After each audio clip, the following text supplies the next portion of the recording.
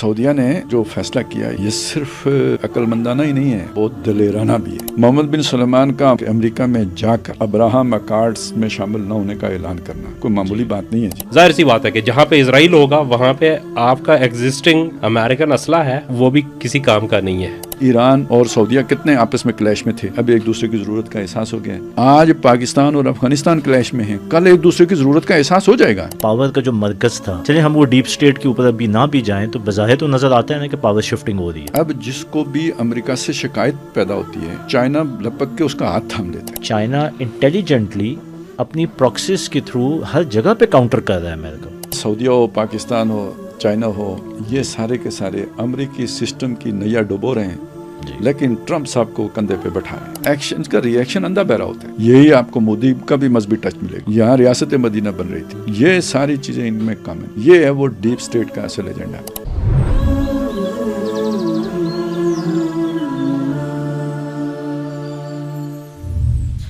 अस्सलाम वालेकुम नाज़रीन, मैं मेहताब अज़ीज़ हूँ तज़किरा व तबसरा के साथ। आज के प्रोग्राम में हमेशा की तरह खालिद महमूद अब्बासी साहब हमारे साथ हैं और कैवान अनवर साहब। फ़ारूक भाई इस दफ़ा मौजूद नहीं हैं आज हमारे साथ, और प्रोग्राम में हमने जो मौज़ूआत सेलेक्ट किए हैं आज गुफ्तगू के लिए, उनमें सर फ़हरिस्त ईरान है।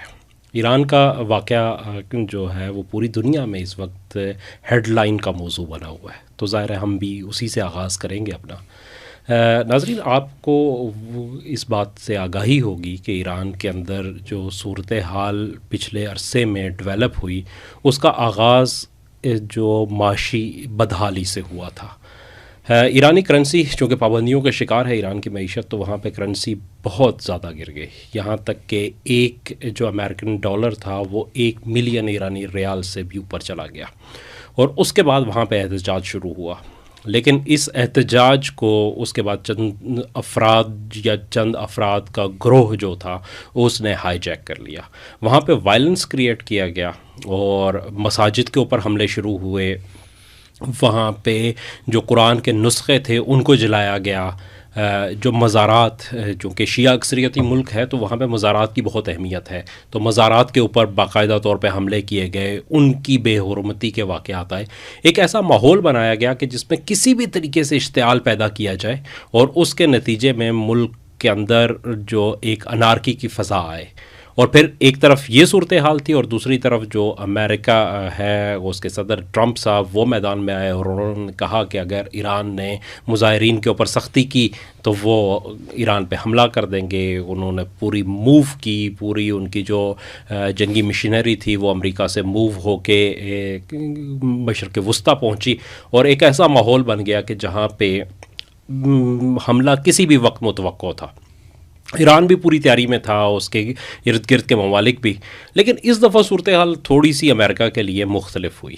उस सूरत हाल का अगर हम जायज़ा लें तो पहली दफ़ा ये हुआ है कि जो अरब ममालिक हैं उन्होंने खुल के अमेरिका को इनकार किया है। सऊदीया ने खुल के इनकार किया, उसने कहा कि मेरी फ़ज़ा भी और जो ज़मीन है वो ईरान पे हमले के लिए इस्तेमाल नहीं की जा सकती। इसी तरह ओमान की तरफ से भी जो है ना अमेरिका को रोका गया। कतर जहाँ पे कि उनका एक मायदा है वहाँ पे ही अमेरिका की ज़्यादा फोर्स आई थी, लेकिन उन्होंने भी यहाँ तक के इसको अपोज़ किया और फिर अमेरिका को बड़े पैमाने पर वहाँ से अपनी फ़ौज निकालनी भी पड़ी, और उन्होंने अल हदीद एयरबेस जो है वहाँ से बड़े पैमाने पर इनखला किया। और आखिरी लम्हात में जब ये हमला नागुज़ीर लग रहा था वहाँ पे अमेरिका ने इनकार कर दिया। अब इसके बारे में बहुत सारी थ्योरीज़ हैं कि ये क्यों हुआ, लेकिन एक ख़बर जो मेरी नज़र से गुज़री थी उसमें ये कहा गया कि ये एक अमेरिकन सोर्स की ख़बर थी कि पेंटागन के अंदर जब हमले के बारे में आखिरी इजलास हो रहा था तो उसमें ट्रंप साहब ने पूछा कि कितनी कामयाबी के चांसेस हैं।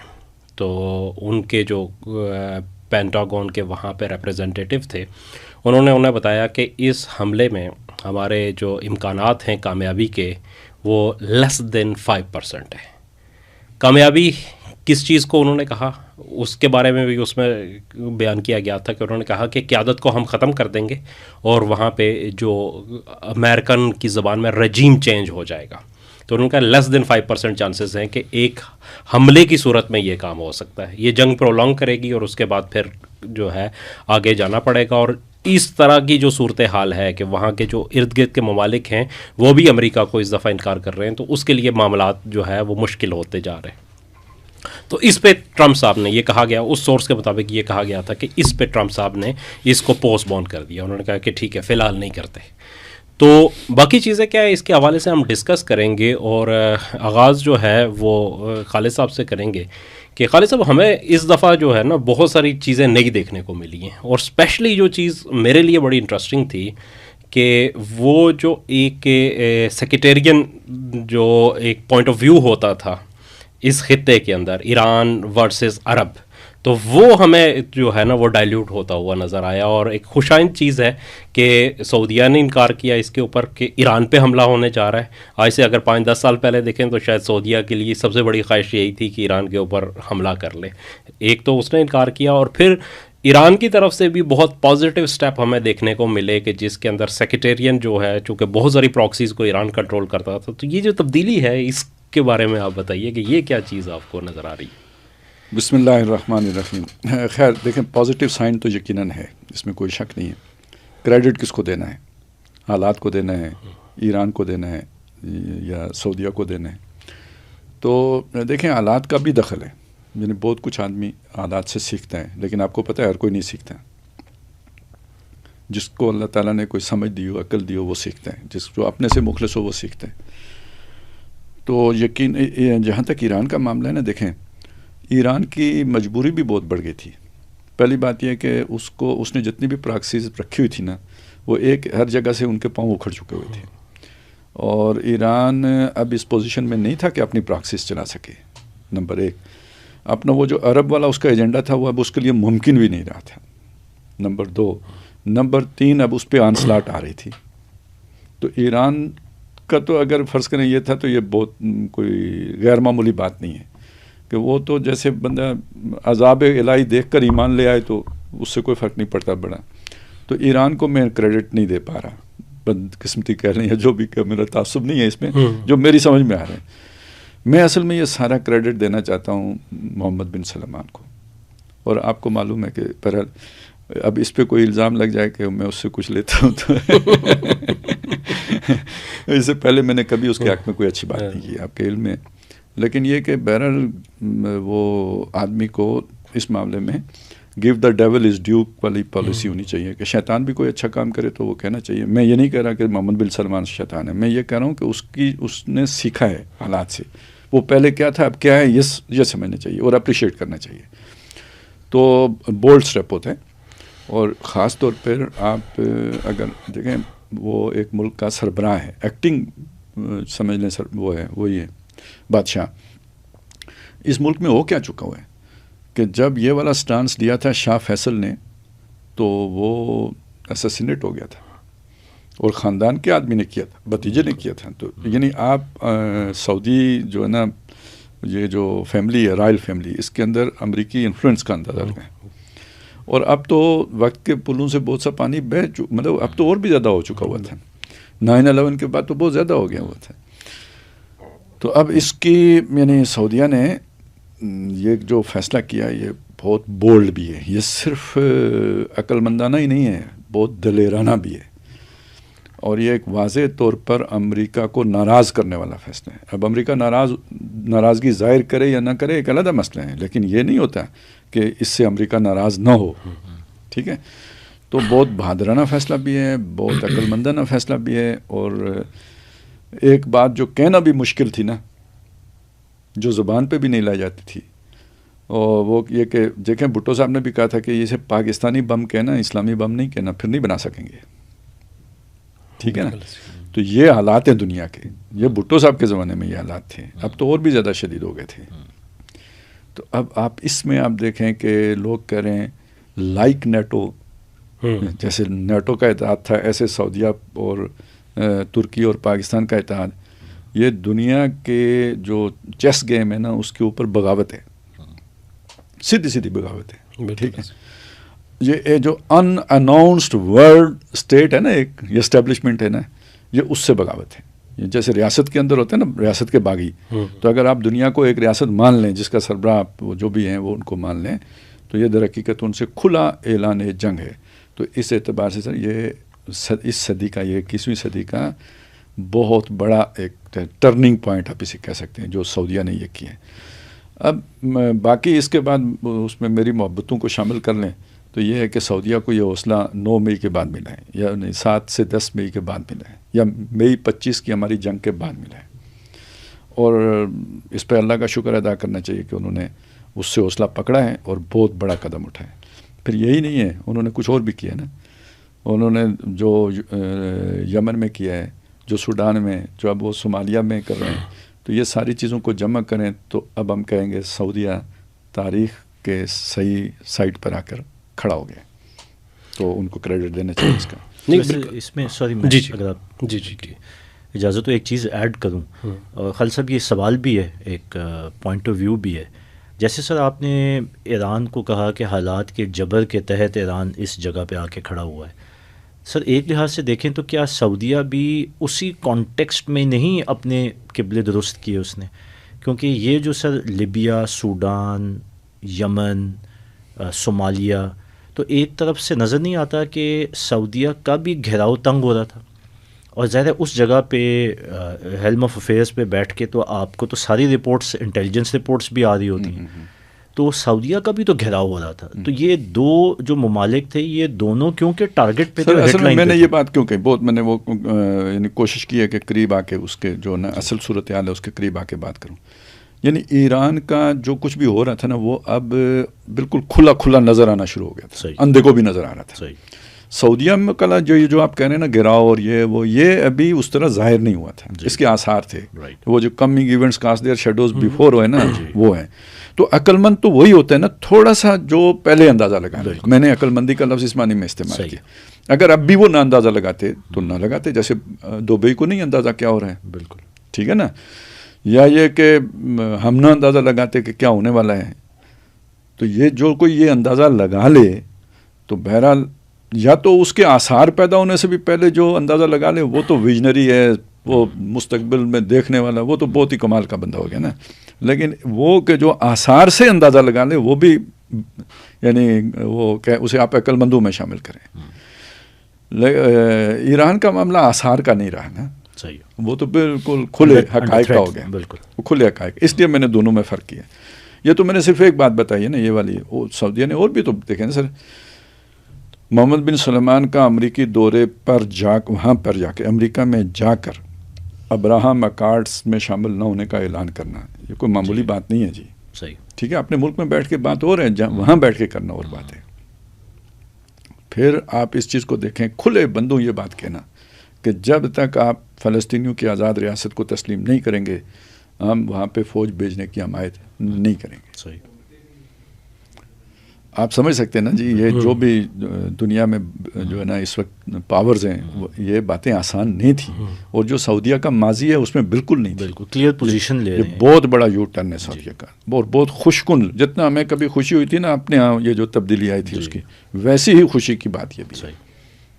اچھا خالد صاحب، میں اسی سلسلے کو آگے بڑھاتا ہوں کہ یہ آپ نے چونکہ بات اس طرف آ گئی ہے اب، تو جہاں تک میں دیکھتا ہوں، مطلب میں کیوان بھائی کی بات سے زیادہ اتفاق کروں گا کہ میرے خیال میں کہ سعودیہ کا گھیراؤ بھی، آپ یہ دیکھیں کہ یمن کے معاملات تو چل رہے تھے، حوثیوں کو جب سائڈ پہ کیا تو اس کے بعد جو جنوبی انقلابی کونسل تھی اس نے باقاعدہ حضر الموت اور ان صوبوں کے اوپر کنٹرول حاصل کر لیا تھا جو براہ راست سعودیہ کی سرحد پہ تھے، اور وہ براہ راست جو ہے اسرائیل سے منسلک تھی. اس کے ایک طرف تو خیر یو اے ای سے اسے پاور مل رہی تھی، دوسرا اسرائیل کے ساتھ بھی اس کے کھلے عام تعلقات تھے. دوسری طرف جو انہوں نے کہا کہ صومالی لینڈ کو جس طرح اسرائیل نے تسلیم کیا، یو اے ای نے تسلیم کیا، اور سعودیہ کے بالکل سامنے پھر جو ریپڈ ایکشن فورس تھی جس کو اسرائیل اور یو اے ای سپورٹ کر رہے تھے، اس نے سوڈان کے اندر جس طرح سے پیش قدمی کی ہے، اور بالکل سعودیہ کے بالکل سامنے ایک چھوٹی سی جو ریڈ سی کے دوسری طرف کی کھاڑی ہے اس کے کونے کے اوپر وہ انہوں نے اپنا قبضہ کر لیا تھا. تو سعودیہ تو تین طرح سے وہ بھی پورے گھیرے میں آ چکا تھا. بلکہ اس میں اگر ترکی کو بھی شامل کر لیں کہ جو سیرین ڈیموکریٹک فورس ہے جو کردوں کے اوپر مشتمل ہے، اس کے بھی جو اسرائیل اور اس کے ساتھ تعلقات ہیں، اور جس طریقے سے انہوں نے ایک مطلب ترکی کو ایک ٹف ٹائم دیا تھا، تو وہاں پہ بھی یہ صورتحال کے سب کے سامنے. پاکستان کا تو خیر ایک جو ہے نا وہ یہ والا انڈیا والا وہ تو ہے ہی ہے، ظاہر ہے پاکستان سے 10 گنا زیادہ بڑا ملک جو ہے نا وہ اس کے ساتھ ایک ہاسٹائل کنڈیشن تو ہے ہی ہے، لیکن ان کے لیے بھی تو ایک صورتحال وہاں تک انہوں نے پہنچا دی تھی کہ جہاں پہ انہیں اپنا سروائیول کے علاوہ کوئی اور چانس نظر نہیں آ رہا تھا. چونکہ ظاہر سی بات ہے کہ جہاں پہ اسرائیل ہوگا وہاں پہ آپ کا ایگزسٹنگ جو امریکن اسلحہ ہے وہ بھی کسی کام کا نہیں ہے، اور نہ ہی آپ کی جو ہے کوئی ڈیٹرنس امریکن یا امریکن سیکورٹی گارنٹیز آپ کو دے سکتی ہیں. تو وہاں آپ کو جو ہے نا اس سے نکلنا پڑے گا. ایک تو یہ چیز ہے. اچھا دوسری میں تھوڑا سا اس میں کہ ایک آپ نے اس کو کریڈٹ دیا کہ جو مئی 2025 میں ہوا تھا، تو اس میں آپ کتنا کریڈٹ دیں گے 7 اکتوبر کو جو کام حماس نے کیا تھا؟ کیونکہ اس وقت کا تقابل اگر آج کے عرب سے کیا جائے تو ہمیں بہت بڑا فرق نظر آتا ہے. جی بالکل ٹھیک ہے. اچھا اب 3 باتیں ہو گئی ہیں. جی پہلی بات پہ میں تو صرف یہی کہوں گا اصل میں کہ میں پھر بھی یہ کہوں گا کہ سعودیہ کا جو گراؤ ہو رہا تھا وہ پراکسیز کر رہی تھی، تو ایران کی پراکسیز اڑ چکی تھی. فرق ہے یہ، ابھی تو کلیئر ہی نہیں ہے. یہ ایک بات ہے ایک حد تک ہے نا کہ یہ اسرائیل کی پراکسیز ہیں، ایکچولی تو وہ یو اے ای کی پراکسیز تھی، اور یو اے ای آپ کا دوست ہوتا ہے، آپ کا عرب بھائی ہوتا ہے، ٹھیک ہے. تو یہ ادھر سے پہچان لینا یہ ایک مسئلہ ہے، ٹھیک ہے. اور دیکھیں جب آپ اس سطح پہ پہچان بھی لیتے ہیں تو پراکسیز کے ورسز بھی کوئی پراکسی ہی کھڑی کرتے ہیں. پرانا تو یہی تھا نا کہ مطلب اپنے آپ کو فاصلے پہ رکھ کے بالکل کھل کے نہیں آتے، لیکن سعودیہ کھل کے آئے ہیں. انہوں نے کہا یو اے ای دی بھی ایسی دی تیسی، ٹھیک ہے. یہ فرق ہے. بالکل صحیح. یہ بالکل مطلب یہ اور چیز میں اس چیز کو کہہ رہا ہوں کہ یہ ایران نے پوری مار کھا کے اپنا آپ لٹوا کے پھر اسے ہوشایا. انہوں نے لٹنے سے پہلے مطلب وہ آ رہا ہے ادھر سے آ رہا ہے ادھر ہی وہ کر رہا ہے. یہ والا چیز ہے. یہاں تو یہ ہو گیا. اچھا میں جو سعودیہ کا یہ جرت مندانہ اقدام ہے نا، اس کا سبب مانتا ہوں اس کو کسے مئی 25 کو، ٹھیک ہے. جو ان کی سوچ میں فرق آنا شروع ہوا ہے وہ اس کی بنیاد بنایا ہے وہ 7 اکتوبر والا معاملہ. کیونکہ وہاں سے اصل میں اس سے پہلے تو جی ابراہم اکارڈ جو ہے نا آلموسٹ جو ہے نا متفقہ تھا. آپ کو یاد ہوگا یہیں پہ بیٹھ کے ہم نے بات کی تھی کہ بھئی یہ اگر ہم اس کو کوئی جنگی حکمت عملی کے اعتبار سے دیکھیں تو حماس کا یہ قدم کوئی ہمیں کوئی اتنا اچھا نہیں لگتا، کوئی حکیمانہ یا وائز فل نہیں لگتا. لیکن پورے خطے کی صورتحال کو دیکھیں نا تو جگانے کے لیے کرنا پڑتا ہے. یہ اس وقت میں نے یہ والی بات تو نہیں، لیکن ابھی میرے ذہن میں ایک آ رہا تھا کہ یہ جو ابراہیم علیہ السلام نے کیا تھا یہ کون سا کوئی وائز ایکٹ تھا، مطلب جو اگر اس ظاہری اعتبار سے دیکھیں بت توڑ دی انہوں نے اور بنا لیے، وہ آگ روشن کر دی انہوں نے چھلانگ لگا دی. لیکن وہ سمجھانے کے اعتبار سے نا، کسی کا مطلب نقطہ نظر سمجھانے کے اعتبار سے تو انہوں نے کہا بھی یہی تھا کہ وہ سارے توڑ کے نا لعلہم یرجعون، شاید کہ سوچیں. اور قرآن کہتا بھی ہے کہ جب وہ یہ سارا کچھ ہوا نا تو فرجعوا الی انفسہم، انہوں اپنے اندر جھانکا، فقالوا انکم انتم الظالمون، تو دل ہی دل میں سوچا ظالم تم ہی ہو. یہی وہ میسج کنوے کرنا چاہ رہے تھے. تو حماس نے جرت نہیں دی. میں کہوں کہ سعودیہ کے اندر جرت حماس کے قدم سے پیدا ہوئی ہے. میں یہ یعنی ان کے لیے جو سوچنے والے لوگ ہیں، پالیسی میکر ہیں، ان کے عوام کے اندر جرت بھی پیدا ہوئی ہے. اس سے وہ اس کا نفی نہیں کر رہا، میں سوچنے والے لوگوں کی پالیسی میکرز کی بات کر رہا ہوں.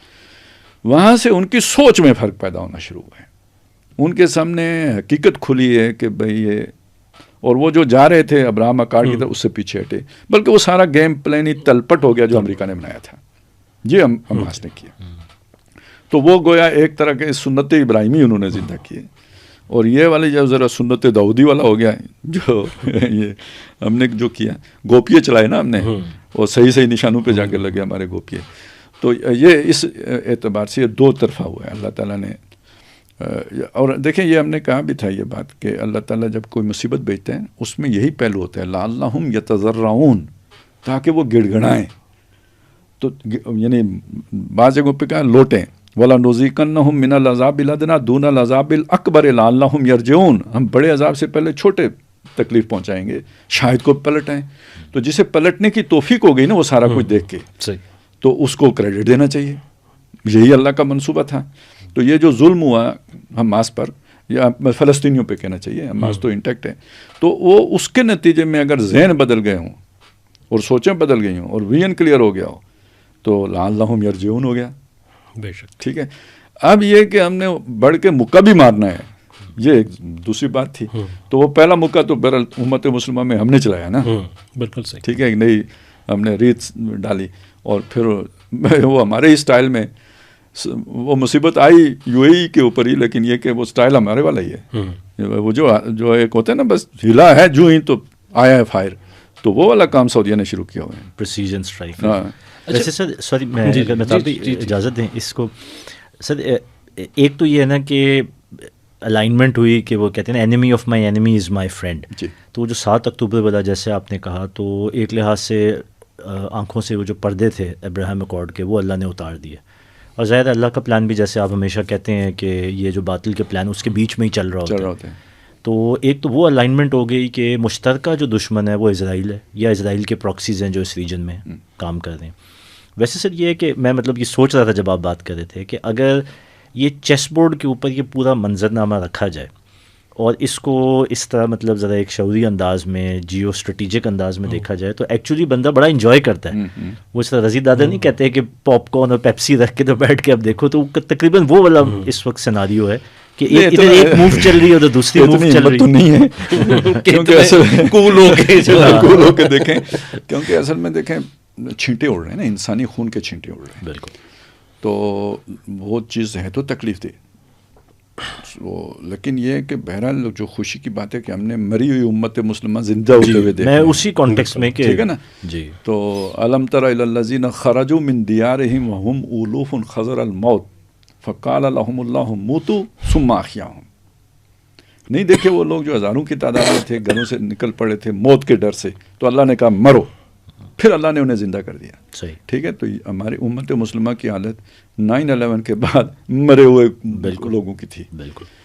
اب وہ ہمیں زندہ ہوتے ہوئے نظر آ رہے ہیں. تو بہرحال ان کو کریڈٹ ہم اگر پہلے تنقید کی ہے، برا بلا کہا ہے، تو اسی فراخ دلی کے ساتھ پھر کریڈٹ بھی دینا چاہیے. اور یہی سر اب انٹرنیشنل کمیونٹی کے یہ ایک نیٹو لائک بلاک، میں بالکل ہماری طرف سے سلوٹ ہے. کس کو؟ محمد بن سلمان. صحیح. اچھا خالد صاحب، اس میں ایک چیز اور جو ہے کر دو فی سبیل اللہ کہ یہ بات تو ہو گئی، چلے یہاں پہ تو ایک پازیٹیو ہمیں نظر آ رہا ہے، لیکن ہمیں ایک دوسری چیز نظر آئی ہے. اسی دوران ایک اور ڈیولپمنٹ ہوئی کہ امریکہ نے پابندی لگائی مصر، لبنان اور اردن میں اخوان المسلمین پہ. تو یہ تینوں ممالک وہ ہیں جن کی سرحدیں ملتی ہیں اسرائیل کے ساتھ، اور یہاں کی جو اسلامی تحریک تھی اس کا ایک اثر بہرحال رہا ہے کہ وہ فلسطین کے جو ہے نا اس کو جو ہے انہوں نے پناہ بھی دی لوگوں کو، وہاں پہ جو ساتھ وہ دے سکتے تھے اس کو دیا، دامے درمے سخنے قدمے ہر طرح سے جو ہے ان کے ساتھ رہے. اور تینوں کو مصر کے اندر تو خیر پہلے بھی بہت قربانیاں دی ہیں، اور یہی حال لبنان کے اندر بھی ہے کہ لبنان میں خود جب 2023 میں تھا تو وہاں پہ پتہ چلا تھا کہ کتنے لوگوں کو اسرائیل نے شہید کیا، اس کے پراکسیز کے ہاتھوں شہید ہوئے، اسرائیل کے جو ایسیسینیشن اٹیمپٹ سے اس کے اندر لوگوں کو شہید کیا گیا. تو مطلب یہ تو ہمارے سامنے جو ہے نا وہ حزب اللہ بہت بڑا ایک قداور اس کے سامنے بن کے آئی جب ایران کی انہیں پوری حمایت حاصل تھی. لیکن بنیادی طور پہ حزب اللہ 80s کے بعد کی ہے، لیکن اگر تاریخی تسلسل میں اگر ہم دیکھیں تو وہ یہی اسلامی تحریک تھی اخوان المسلمون، جنہوں نے مزاحمت بھی کرتے رہے اور جو فلسطین کی حمایت بھی کرتے رہے وہاں پہ اس کو کیا. اور پھر اردن کے اندر، اردن میں بھی ہم نے دیکھا کہ جب لوگ آئے جس طریقے سے ہوا، وہ خیر لمبی کہانی ہے کہ پھر بلیک فرائیڈے میں کیا ہوا تھا، اور وہ اس کی طرف نہیں جا رہے. لیکن میں صرف میرا سوال یہ ہے کہ یہاں پہ یہ امریکہ نے پابندی لگائی، ایک تو ہم اس کو ڈسکس کریں گے، اور دوسری چیز یہ ہے کہ اس کے اوپر وہ رابطہ عالم اسلامی جو سعودیہ کے کنٹرول میں ہے، جو محمد بن سلمان کی پالیسیز کو لے کے چلتا ہے، اس نے اس کا خیر مقدم کیا. تو اب یہاں پہ ہمیں جو ہے نا وہ ٹوسٹ دیکھنے کو ملتا ہے. اچھا یہ دیکھیں جی، اس میں اصل میں دیکھیں مسئلہ کیا ہے. ایک تو ہے تحریک اسلامی بر عظیم پاک و ہند کی، اور ایک تحریک اسلامی مطلب ایک اعتبار سے وہ پہلے شروع ہو گیا تھا، اگر آپ اخوان کو کہیں تو وہاں پہلے شروع ہو گیا تھا کام، وہ مصر کی ہے. لیکن جہاں جو کام وہاں پہ پہلے شروع ہوا تھا نا، آپ اگر پڑھیں، کم از کم میری پرسیپشن یہ ہے کہ مجھے وہ تبلیغی جماعت سے ایک ملتا جلتا کام نظر آتا ہے. وہ کوئی اس کے اندر مجھے کوئی اتنا احیائی جذبہ نظر نہیں آتا، کم از کم اسلامی احیا کا جذبہ نظر نہیں آتا. مسلمانوں کے اٹھان کا جذبہ تو ضرور تھا اس میں. یہ تو در حقیقت سید قطب ہیں جنہوں نے اس کے اندر فکر کی انجیکشن کا کام کیا ہے. اور سید قطب جو ہے نا، وہ تقریباً یوں کہہ لیجئے کہ وہ تو مولانا مودودی رحمۃ اللہ علیہ سے انہوں نے وہ ساری فکر لی ہے اور وہ انجیکٹ کی ہے اخوان کے اندر. یہ میں فرق کیوں کر رہا ہوں؟ یہ میں فرق اس لیے کر رہا ہوں کہ یہ جو اخوان ہیں، ان کی یعنی جو ایک سوچ ہے یا جو فکر ہے یا جو ان کا وہ ذہنی جو ساخت ہے نا، اس کے اندر وہ فکر اس طرح اتنی گہری نہیں تھی جتنی کہ برعظیم پاک و ہند میں ہمیں نظر آتی ہے یا مولانا مودودی رحمۃ اللہ علیہ کے اپنے تربیت یافتہ لوگوں میں ہمیں نظر آتی ہے. ان میں جذباتیت کا پہلو زیادہ تھا. اس کا ایک نتیجہ یہ نکلا کہ یہ ایک اسلامی سوچ سے چلے گئے ایک جو مسلم قومی سوچ ہوتی ہے اس کی طرف، اور یہ بہت ارلی ٹائم پہ ہو گیا. اور اسی میں ان کا پھر مصر کی فوج کے ساتھ بھی ہم مانگی ہو کہ تو یہ جو حملے شملے ہوئے نا اسرائیل کے اوپر، اور وہیں سے ان کی اسٹرینتھ کا جب اندازہ ہوا مصر کو، تو ان بادشاہوں کو یعنی اپنی فکر پڑ گئی. تو اصل میں یہاں سے ان کے برے دور کا آغاز ہوا. اور وہ جمال عبد الناصر نے، اور پھر یہ جو ہے نا وہ انور السادات، اس دور میں یعنی وہ تو آج کل ہمیں پتہ نہیں ہے، بہت بدترین ٹائم گزرا ہے اخوان کے اوپر ان لوگوں کے ہاتھوں. اچھا، پھر اسی طرح حافظ الاسد ہوتا سا، یہ شام والا، یہاں پہ بھی بمبارمنٹ کی گئی ہے باقاعدہ. ان کے گاؤں کے گاؤں اڑائے گئے. مصر میں تو میں تھوڑا سا خالد صاحب انٹرپٹ کروں گا. مصر میں تو حسن البنا، شیخ حسن البنا کو جب شہید کیا گیا تھا تو اس وقت تو شاہ فاروق کی حکومت تھی. جی، اس وقت اس نے حکومت. اور اسی کے بعد میں جب پھر جمال عبد الناصر نے اس کا تختہ الٹا تو وہ انہوں نے ساتھ دیا اس وقت. لیکن بعد میں پھر اس نے پھر شروع کیا. تو وہ تو آپ پڑھیں تو اب بھی رونگٹے کھڑے ہو جاتے ہیں. یعنی اس طرح کے جو ہے نا تشدد اور ظلم اور ستم جو ہے نا مصر میں بھی ہوا، شام میں بھی ہوا. اس وقت ان کا سب سے بڑا سپورٹر سعودی عرب تھا.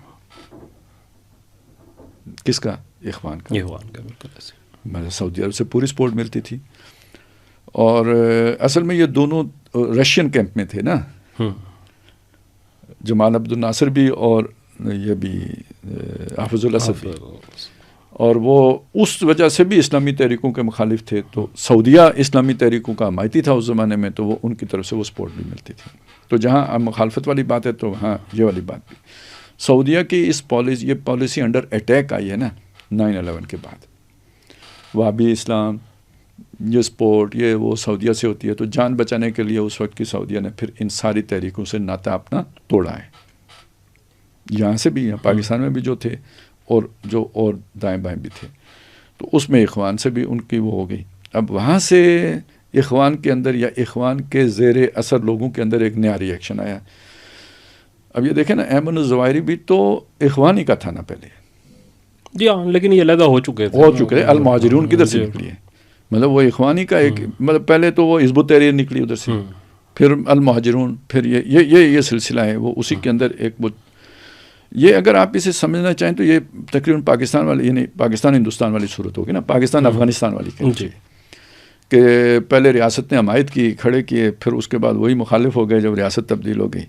اور یہ جو یہاں کی اسلامی، یعنی خاص طور پہ یہاں جو جماعت اسلامی کو ایک مخلص آدمی ملتا تھا، تو وہ جب ایک طرف وہ ایکٹیویزم دیکھتا تھا جو سرحد کے پرے ہو رہا ہے، اور دوسری طرف یہ جماعت کا یہ تربیتی نظام دیکھتا تھا، تو اسے اس کے نسبت وہ زیادہ اپیل کرتا تھا. صحیح.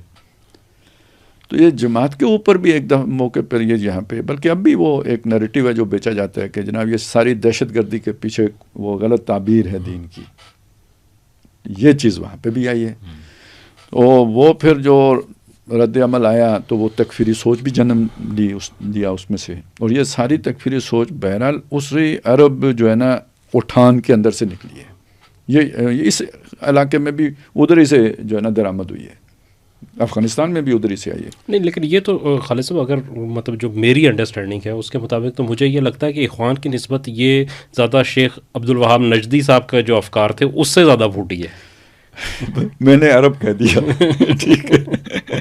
ان میں جوش جذبہ زیادہ ہے تو وہ ہے نا, تو انہیں بس وہ چیز پسند آتی. تکفیر دیکھیں, تکفیر والا معاملہ جو ہے یا مطلب وہ بالکل دوسرے کو گمراہ قرار دینا, یہ اخوان سے زیادہ تو وہاں جاتی ہے. یہ سب میں مشترک ہے. میری بات سنیں, جب کوئی کہتا ہے کہ مومنین میں, تو باقیوں کو کیا کہہ رہا ہے؟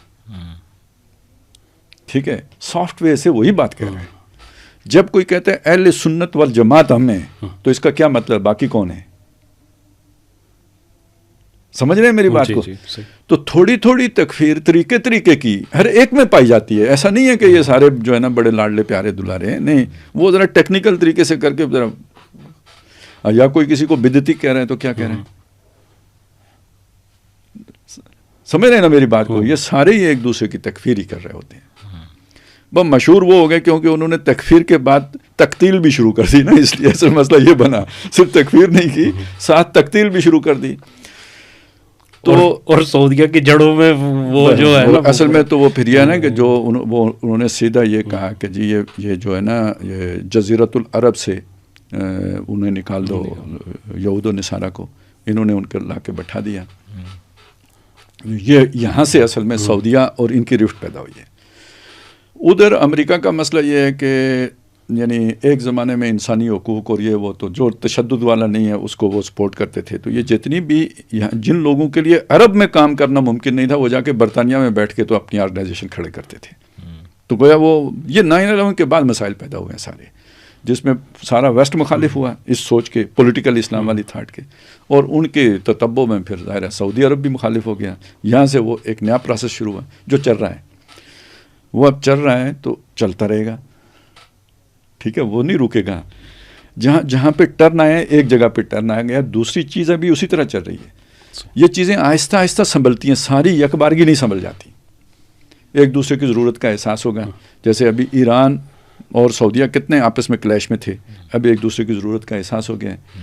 آج پاکستان اور افغانستان کلیش میں ہیں, کل ایک دوسرے کی ضرورت کا احساس ہو جائے گا. ٹھیک ہے, یہ جو سوچ ہے جو جس کو تکفیری کہہ رہے ہیں, یا جو ان کو جو ہے نا وہ کہہ رہے ہیں کہ یہ انگریز کے ایجنٹ ہیں اور فلانے کے ایجنٹ ہیں, اس میں بھی آہستہ آہستہ اعتدال آ جائے گا. تو یہ جو ایک ہوتا ہے نا جی, ایک عمل کا آغاز ہو جاتا ہے, اسے آپ روک نہیں سکتے ڈیو پروسیس کے بغیر, وہ چلتا رہتا ہے. وہ کیونکہ ایکشن اور ری ایکشن پہ چل رہا ہوتا ہے.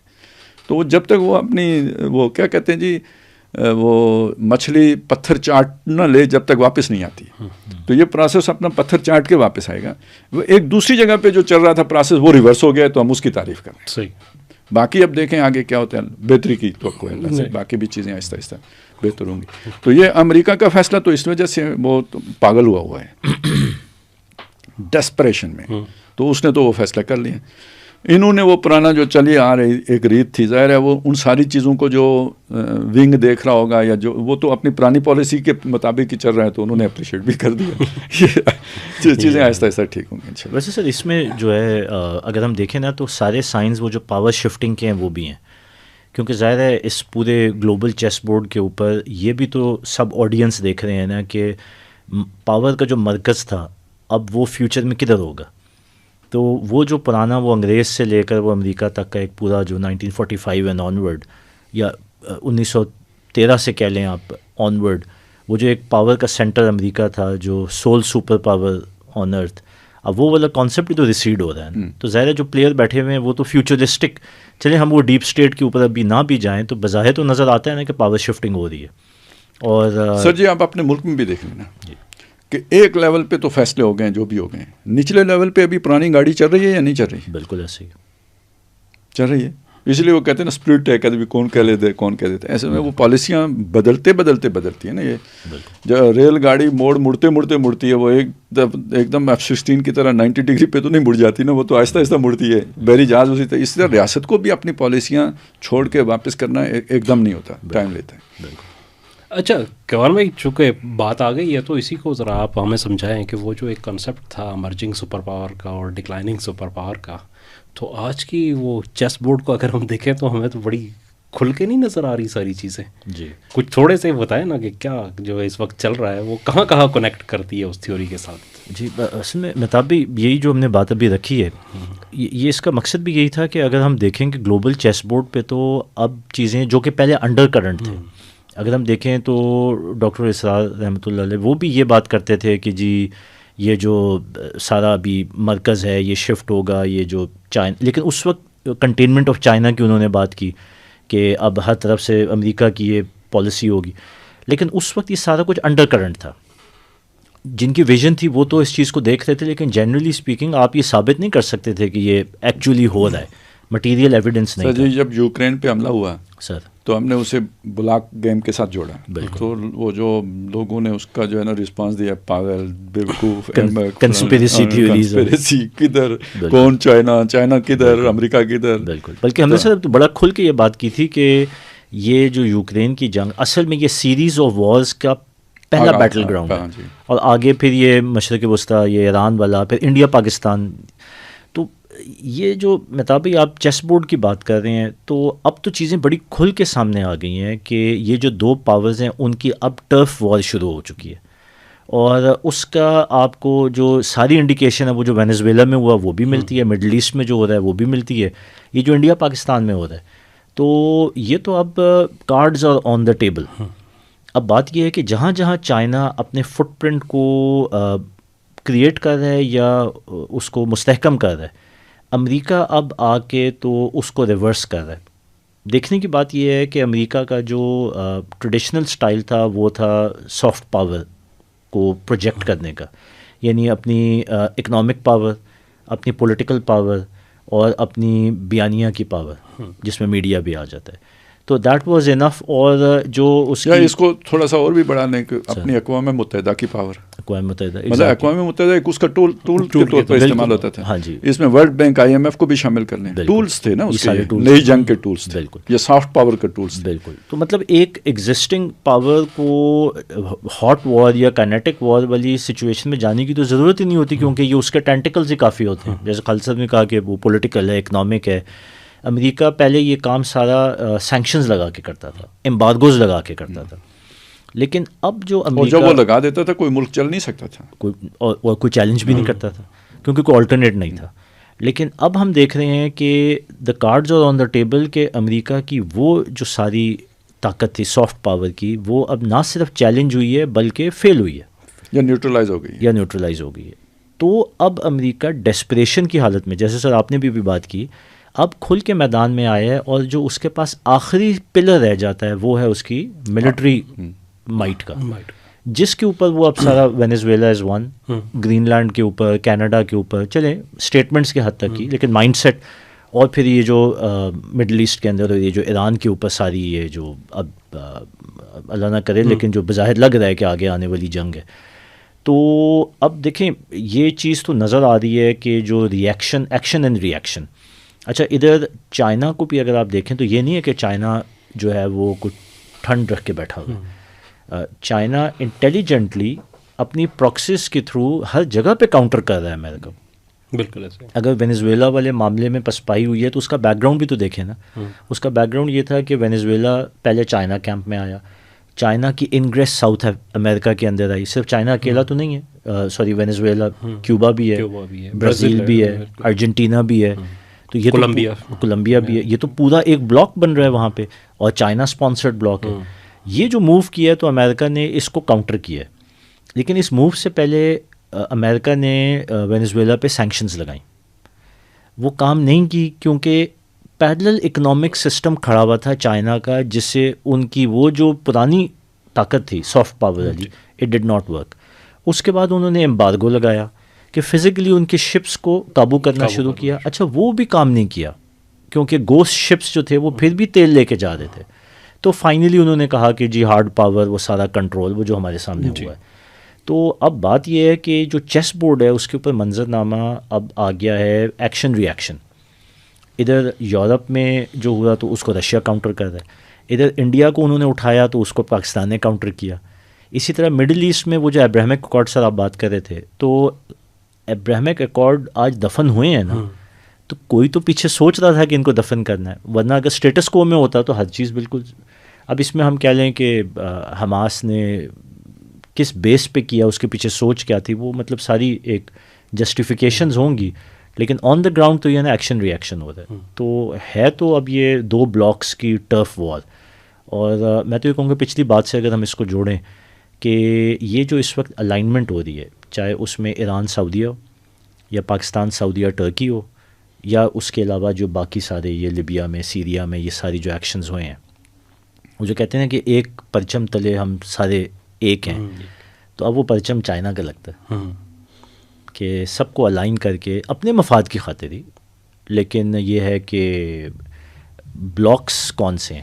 ہاں، اس میں تھوڑا سا سر ایک چیز دیکھ لیجئے، یعنی ایک مسئلہ تو یہ ہے کہ یہ جو چائنا کے پرچم تلے نہ کہیں، یعنی اب جس کو بھی امریکہ سے شکایت پیدا ہوتی ہے تو چائنا لپک کے اس کا ہاتھ تھام لیتے ہیں. بالکل، یعنی وہ اب اکیلا نہیں ہے. رائٹ، پہلے وہ اکیلا کر کے امریکہ مارتا تھا، اب کوئی اکیلا نہیں ہے. بالکل، اور بلکہ چائنا اینٹیسپیٹ کرتا ہے کہ کون شکار ہوگا، اس کو پہلے ہی سے جا کے تو وہ اپنا جو ہے نا وہ اعتماد دے دیتا ہے، اور بلکہ اس کا اعتماد بڑھا دیتا ہے.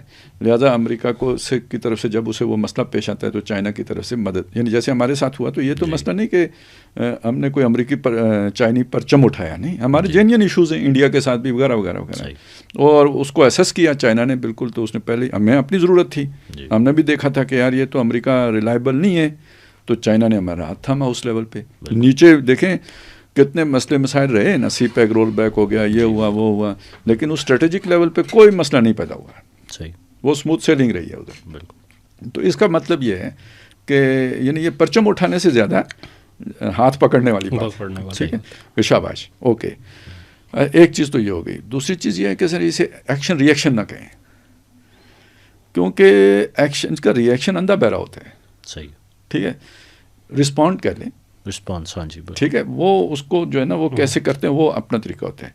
اور یہ مجھے نہیں مطلب اس کا پتہ، لیکن مجھے ایک اندازہ ہے کہ یہ جو ایمرجنگ پاورز ہوتی ہیں نا، یہ بہرحال اتنی مائٹ نہیں رکھتی ہوتی ہیں جتنی کہ جو ایگزسٹنگ پاور ہوتی ہے اس کے پاس ہوتی ہے. یعنی میں یہ کہہ رہا ہوں کہ چائنا ملٹری مائٹ میں امریکہ کے آمنے سامنے آ کے ٹکر دینے جوگا نہیں ہے.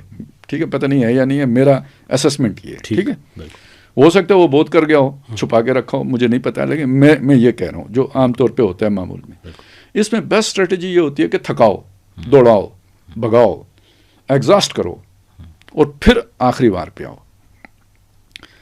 پہلے اپنی ابتدائی زندگی میں آپ نے محمد علی قلعے کو دیکھو نا، وہ اس کی مہارت یہی تھی، بس وہ ناچتا رہتا تھا پورے رنگ میں کے اندر، اور دوسرے کو موقع دیتا تھا حملہ کرنے کا. 40 راؤنڈ سر ہو جاتے تھے. تو وہ اصل میں یہ جو اس وقت چائنا کی پالیسی چل رہی ہے وہ امریکہ کو دوڑانے کی پالیسی چل رہی ہے. لہٰذا یہ جو لوگ توقع لگا کے بیٹھے تھے نا کہ وینزویلا میں چائنا جو ہے نا جواب دے، یہ غلط توقع تھی، یہ دینا ہی بے وقوفی تھی. یہ تو امریکہ چاہے گا، وہ تو اپنے سب سے اسٹرانگ مقام کے اوپر جو ہے نا وہ ایگریشن کرے گا. آپ وہیں جا کے سر دیں گے تو یہ تو اکھڑی میں سر دینا ہے، وہاں کبھی نہیں سر دیا جانا، نہ دینا چاہیے. یہ اب آپ دیکھیں نا کہ ایک دم امریکہ کو دوڑیں لگانی پڑ رہی ہیں، میں نے ادھر بھی قابو کرنا ہے، ادھر بھی قابو کرنا ہے، ایران بھی قابو کرنا ہے. یہ ہوتی ہے اصل بات، بوکھلا دینا، بوکھلاٹ میں مبتلا کر دینا. یہاں غلطیاں ہوتی ہیں. پھر ایک تو یہ کہ جب آپ اتنی بڑی جنگی مشینری کو حرکت دیتے ہیں تو اتنا ہی آپ کی وہ ہو رہی ہوتی ہے جناب، معیشت کے اوپر بوجھ آ رہا ہوتا ہے. ٹھیک ہے، اتنی آپ کے جو ہے نا وہ جو بھی آخر انسان ہی ہیں، تھکاوٹ بھی ہوتی ہے، سارا کچھ ہوتا ہے. تو یہ اگر آپ 2-3 سال اس طرح مسلسل دوڑائیں کسی کو تو پھر اس کے بعد اس کی طاقت آدھی ہی رہ جاتی ہے. اور پبلک اوپینین سے تو یہ میں تو سیرت سے سر جی دیکھتا ہوں نا کہ وہ کوئی اقدام نہیں کیا، جنگی اقدام کوئی نہیں کیا، لیکن ایسا کچھ ضرور کیا کہ جس کی وجہ سے مکے والوں کو مدینے پہ حملہ کرنا پڑا. وہ تفصیلات میں جانے کی ضرورت، میں صرف یہ کچھ تو کیا کہ جس کی وجہ سے انہیں آنا پڑا. پہلے آ جاتے نا، 2 سال بعد کیوں آئے، کچھ کیا. ٹھیک ہے، اب وہ آئے تو ساری طاقت تو نہیں ٹوٹی، لیکن ایک بازو تو کٹ گیا، ان کی طاقت آدھی تو رہ گئی اس سے. اگلے سال پھر آئے وہ اور وہ کر کے. جب تیسری دفعہ آئے نا غزوہ احزاب، جسے غزوہ خندق کہتے ہیں، تو اپنی پوری اسٹرینتھ کے ساتھ آئے، میکسیمم فل. ٹھیک ہے، کوئی کسر نہیں رہ گئی تھی. اور جب اس پہ واپس گئے نا تو نبی صلی اللہ علیہ وسلم نے صحابہ کو فرمایا اس موقع پر کہ لن یغزوکم قریش بعد عامکم ھذا، اس سال کے بعد اب کبھی قریش لڑنے نہیں آئیں گے. ولکنکم تغزونہم، اب تم جاؤ گے. ٹھیک ہے، وار نہیں رکی ہے، وار چل رہی ہے، لیکن اب یہ ہے کہ فرق ہو گیا ہے. تو اس کا مطلب ہے نبی صلی اللہ علیہ وسلم کے یعنی وہ عمرہ کرنے کے لیے پہلے سال بھی جا سکتے تھے, نہیں گئے. پہلے ان کو ان کے میکسیمم کو جو ہے نا یوٹیلائز کرنے کا موقع دیا ہے. جب وہ اس میں ناکام ہو گئے, اب جب آپ گئے نا تو وہ اپنا دفاع نہیں کر سکے. اس وقت کا انتظار کرنا پڑتا ہے. اگر آپ سمجھدار لیڈرشپ ہے نا تو پھر آپ جا کے ایک دم نہیں ٹکر لیتے, پہلے تھکاتے ہیں. ظاہر ہے وہ ایک سپر پاور ہے, یا جو امریکہ کی مائٹ ہے آپ اس کا اندازہ لگا سکتے ہیں نا, یہ کوئی عام تو مسئلہ نہیں ہے. تو اس کے ساتھ آمنے سامنے آ کے ایک دم وہ نہیں ہے. تو اس اصل میں اس لیے کہہ رہا تھا کہ یہ جنہیں آج ہم کہہ رہے ہیں نا کہ جی پرچم تلے, یہ سب اگر اس سطح پہ جا کے دیکھیں نا تو ان کے لیے ایک کیا حیثیت رکھتے ہیں, جو مطلب جو چیرے جائیں پھاڑے جائیں اور ان کے دشمن کو تھکانے کے کام آئیں. صحیح. ایران انوالو ہوگا, لڑے گا, ٹھیک ہے, چائنا پوری مدد دے گا, چائنا کا کچھ نہیں بگڑے گا. جو تکا بوٹی ہوگی وہ ایران کی ہوگی, اور جو تھکے گا وہ امریکہ ہوگا. بالکل ٹھیک ہے. تو یہ وقت صلاح ذالک سب کے ساتھ یہ سوچتے چلے جائیں. ایک پاکستان کا معاملہ مختلف رہے گا, کیونکہ یہ انہیں مستقبل کے لیے بھی چاہیے. وہ جو کہتے ہیں نا ہمارے لیے حیثیت پاکستان کی وہی ہے جو امریکہ کے لیے اسرائیل کی حیثیت تھی. تو وہ اس سارے علاقے کے انتظام انسرام کے لیے ایک لیئر ہوتی ہے نا درمیان میں, جو انگریز نے بھی رکھی تھی. جی, بفر زون. نہیں مینجمنٹ کے اعتبار سے. اچھا. کیونکہ ایک بالکل ہی دوسری قوم کو لوگ گوارا نہیں کرتے. مطلب آپ یوں سوچیں نا, ایرانی ہیں یا عرب ہیں, ان کو اگر براہ راست جا کے چینی کنٹرول کریں گے تو, لیکن اس کے مقابلے میں پاکستانی ہوں گے تو فرق ہوتا ہے نا, یہ والا فرق. تو یہ اصل میں عربوں کو جو دانہ ڈالا گیا تھا وہ یہ کہ جو چائنا پوزیشن لے رہا ہے یہ پوزیشن لے گا اسرائیل, اور عربوں کی پوزیشن وہ ہوگی جو اب چائنا کے حوالے سے پاکستان کی ہوگی. صحیح. ٹھیک ہے نا, وہ مینیجریل رول جو ہوگا نا درمیانی لیئر والا, وہ عربوں کا تھا اس ڈیزائن میں. صحیح. چائنا ڈیزائن آتا ہے تو وہ رول پاکستان کا ہوگا. لہذا پاکستان کی جو سیکیورٹی پر جو کچھ کیا جائے گا وہ کسی اور کے لیے نہیں کیا جائے گا. صحیح. بس یہ فرق ہے. لیکن جب تک یہ 10 سال لگیں 15 سال لگیں, کیونکہ کافی ٹائم لگے گا امریکہ کو پگھلنے میں. صحیح.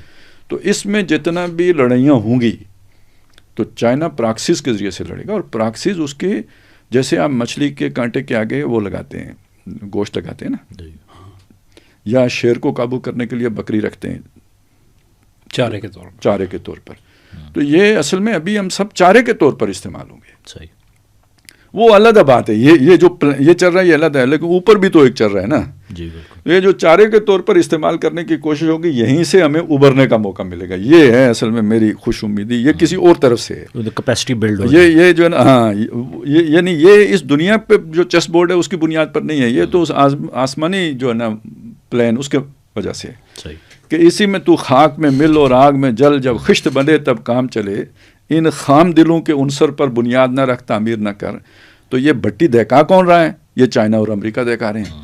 چارے کے طور پر استعمال کسے کر رہے ہیں؟ یہ ہمیں کرنے کے لیے کر رہے ہیں. لیکن یہی وہ بھٹی جو دہکے گی تو ہمیں کندن بنا کے نکالے گی, تو پھر مطلب وہ منصوبے دونوں کے ناکام ہوں گے. یہ ہے اصل میں جو اپنے سر اس کو میری خوش امیدی ہے. بڑے یہ جو سیرت سے جوڑے ہیں سر, یہ بڑا ایک خوبصورت اینگل ہے, کیونکہ اگر ہم وہ جو پاور شفٹ کا جو پورا تھیسس ہے اس کو بھی دیکھیں تو یہ بات بالکل اپنی جگہ ہے کہ جو ایگزسٹنگ سپر پاور ہوتی ہے وہ ملیٹریلی تو اس کا حجم بہت زیادہ ہوتا ہے, اور اسی لیے تو وہ جنگ پہ آتی ہے نا الٹیمیٹلی, کیونکہ وہ اس کا سینٹر وہ جو سارا ایسس کرتی ہے تو وہ جنگ پہ غالب نظر آ رہی ہوتی ہے. اور وہ ہے بھی, اب دیکھیں نا, چائنا کا صرف چائنا سے باہر ایک اڈا ہے, ملٹری اڈا, تو امریکہ کے 800 ہیں. تو اور سارے سی روٹس, لینڈ بیسز, ہر جگہ پہ کنٹرول ہے ان کا. تو اس میں تو کوئی, لیکن سر اس میں انٹرسٹنگ جو آپ نے بھی بات کی ہے کہ نبی پاک صلی اللہ علیہ وسلم نے ان کو 2-3 سال, وہ تیسرے سال پھر کہا اور پھر کلیئر ہو گیا کہ اب نہیں آتے. سر اس کے پیچھے جو نہیں 5 سال 5 ہیں. اچھا 5 سال 3 واقعات. سر اس کے پیچھے بھی اگر دیکھیں تو وہ جو تھیوری کہتی ہے نا پاور شفٹنگ کی, وہ کہتی ہے کہ ایگزسٹنگ سپر پاور بظاہر جب ملٹری میں بہت اسٹرانگ بھی نظر آتا ہے, لیکن جو چیلنجنگ پاور آتی ہے وہ فائنینشلی اس سے زیادہ مستحکم ہو چکی ہوتی ہے. آج سر اگر ہم دیکھیں تو یہ ایک فیکٹ ہے کہ امریکہ اگر اکنامکس یا فائنینشیل پوائنٹ سے دیکھیں تو امریکہ سے بہت زیادہ اسٹیبل ہے. چائنا اسٹیبل ہے. ٹریڈ کے پوائنٹ آف ویو سے بھی, یا افراد کی انکم کے پوائنٹ آف ویو صرف وہ جو کہتے ہیں ہیڈ لائن نمبر نہ دیکھیں کہ جی امریکہ اتنا کما رہا ہے جی ڈی پی میں تو چائنا اتنا کما رہا ہے. اصل میں تو یہ ہے کہ قرضوں کا حجم کیا ہے اور جو اس کی انکم سورس ہے یا انکم کیپیسٹی ہے وہ کس کی زیادہ ہے. تو دنیا میں 60% ٹریڈ تو اس وقت چائنا کر رہا ہے افراد کے لیے. لحاظ میں کہہ رہا ہوں کہ چائنا اگر دیکھیں اب کیا ہے, مطلب فرض کریں چائنا براہ راست جنگ میں جاتے ہیں جی تو اس کا یہ سارا سٹرکچر اگر اڑ جاتا ہے تو پھر تو یہ ساری معیشت مال غنیمت ہے جو اس کے ہاتھ لگے گی. بالکل. اور چائنا کو یہ پتہ ہے کہ یہ میری کمزوری ہے. ہاں یہ میری کمزوری ہے. تو اب جب آپ کو اپنی کمزوری معلوم ہے تو آپ نے وہ نہیں کرنا. اب آپ کا ایک بہت آہنی مکہ میری طرف آ رہا ہو, میں اسے ہاتھ پہ روکوں گا تو بیوقوفی کروں گا نا. میں سائڈ پہ ہی ہو سکتا ہوں, وہ جائے دیوار سے لگے, پھر جو بھی ہو وہ آپ جانے دیوار جانے, مجھے کیا ضرورت ہے بیچ میں آنے کی. اور اس آپ کا پوائنٹ بالکل ٹھیک ہے کہ یہی وجہ ہے کہ ٹیرف والا معاملہ ہوا چائنا نے ریئیکٹ نہیں کیا, وینیزویلا ہوا ریئیکٹ نہیں کیا. لیکن اگر ہم دیکھیں کہ پراکسیز کی پوزیشننگ تو چائنا پوری طرح سے پوری طرح لگا ہوا ہے اور انگیج بھی کر رہا ہے.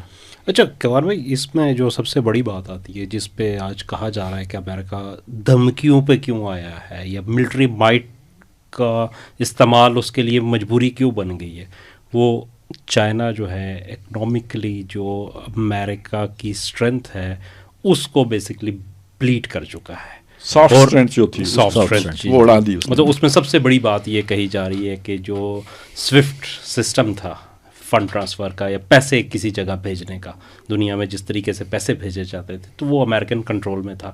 اسی وجہ سے ڈالر دنیا کی سب سے پیسے بھیجتی تھی. اسٹیٹ بھی, عام لوگ بھی کسی ایک سے بینک سے دوسرے بینک میں بھیجنا ہے تو وہ سوئفٹ سسٹم میں استعمال ہوتا تھا. تو چائنا نے اس کے مقابلے میں CIPS سپس جو ہے نا وہ لے کے آ گئے اور وہ آج ہو گیا. تو ذرا بحیثیت بینکر ہمیں ذرا یہ بھی تو سمجھا دیں گے یہ ہے کیا اور یہ کیسے کام کرتا ہے, چونکہ یہ وہ معاملات ہیں جن سے عموماً لوگوں کی واقفیت نہیں ہوتی. جی بالکل. مہتاب دیکھیں وہی جو سافٹ پاور کی ہم نے بات کی تو یہ تو اس کے ٹولز ہیں نا. جس طرح ہم نے کہا کہ پولیٹیکلی IMF پہ ہے, ورلڈ بینک پہ ہے, یونائٹڈ نیشنز پہ ہے, یہ ساری جو ان کی سافٹ پاور تھیں. ایک امریکہ کی سافٹ پاور پروجیکشن کا بہت بڑا ٹول تھا کرنسی. اچھا کرنسی میں اب دو چیزیں آ جاتی ہیں. ایک تو یہ ہے کہ جو ٹریڈ ہونا ہے, اور یہاں پہ پیٹرو ڈالر آتا ہے, ٹریڈ ہونا ہے تو وہ کس کرنسی میں ہونا ہے. تو 1945 کے بعد جو نیا دنیا کا نظام آیا اس میں ایک چیز جو انہوں نے انشور کی, کیونکہ یورپ سارا تباہ ہو چکا تھا, تو ایک ایگریمنٹ ہوئی جس کو برٹن ووڈز ایگریمنٹ کہتے ہیں کہ ساری یورپین اقوام جو ورلڈ وار 2 کی وکٹم تھیں انہوں نے مشترکہ طور پہ یہ ایگری کیا کہ ہماری کرنسی امریکی ڈالر کے ساتھ لنک ہوگی, اور ڈالر پیچھے گولڈ کے ساتھ لنک تھا. تو یہاں سے ڈالر کو ایک ریکگنیشن ملی. اس کے بعد جو وہ شاہ فیصل والا معاملہ ہوا تو اس کے بعد پیٹرو ڈالر میں جب نظام آ گیا تو کیونکہ تیل ساری دنیا کی ضرورت تھی اور یہ فیصلہ ہوا کہ تیل اب صرف اور صرف ایکسکلوسیولی ڈالر میں ٹریڈ ہوگا. تو ایک یہ لیوریج بہت بڑا امریکہ کے پاس آیا کہ جو ٹریڈنگ کرنسی تھی وہ حتمی طور پہ امریکی ڈالر دنیا میں رائج ہو گئی.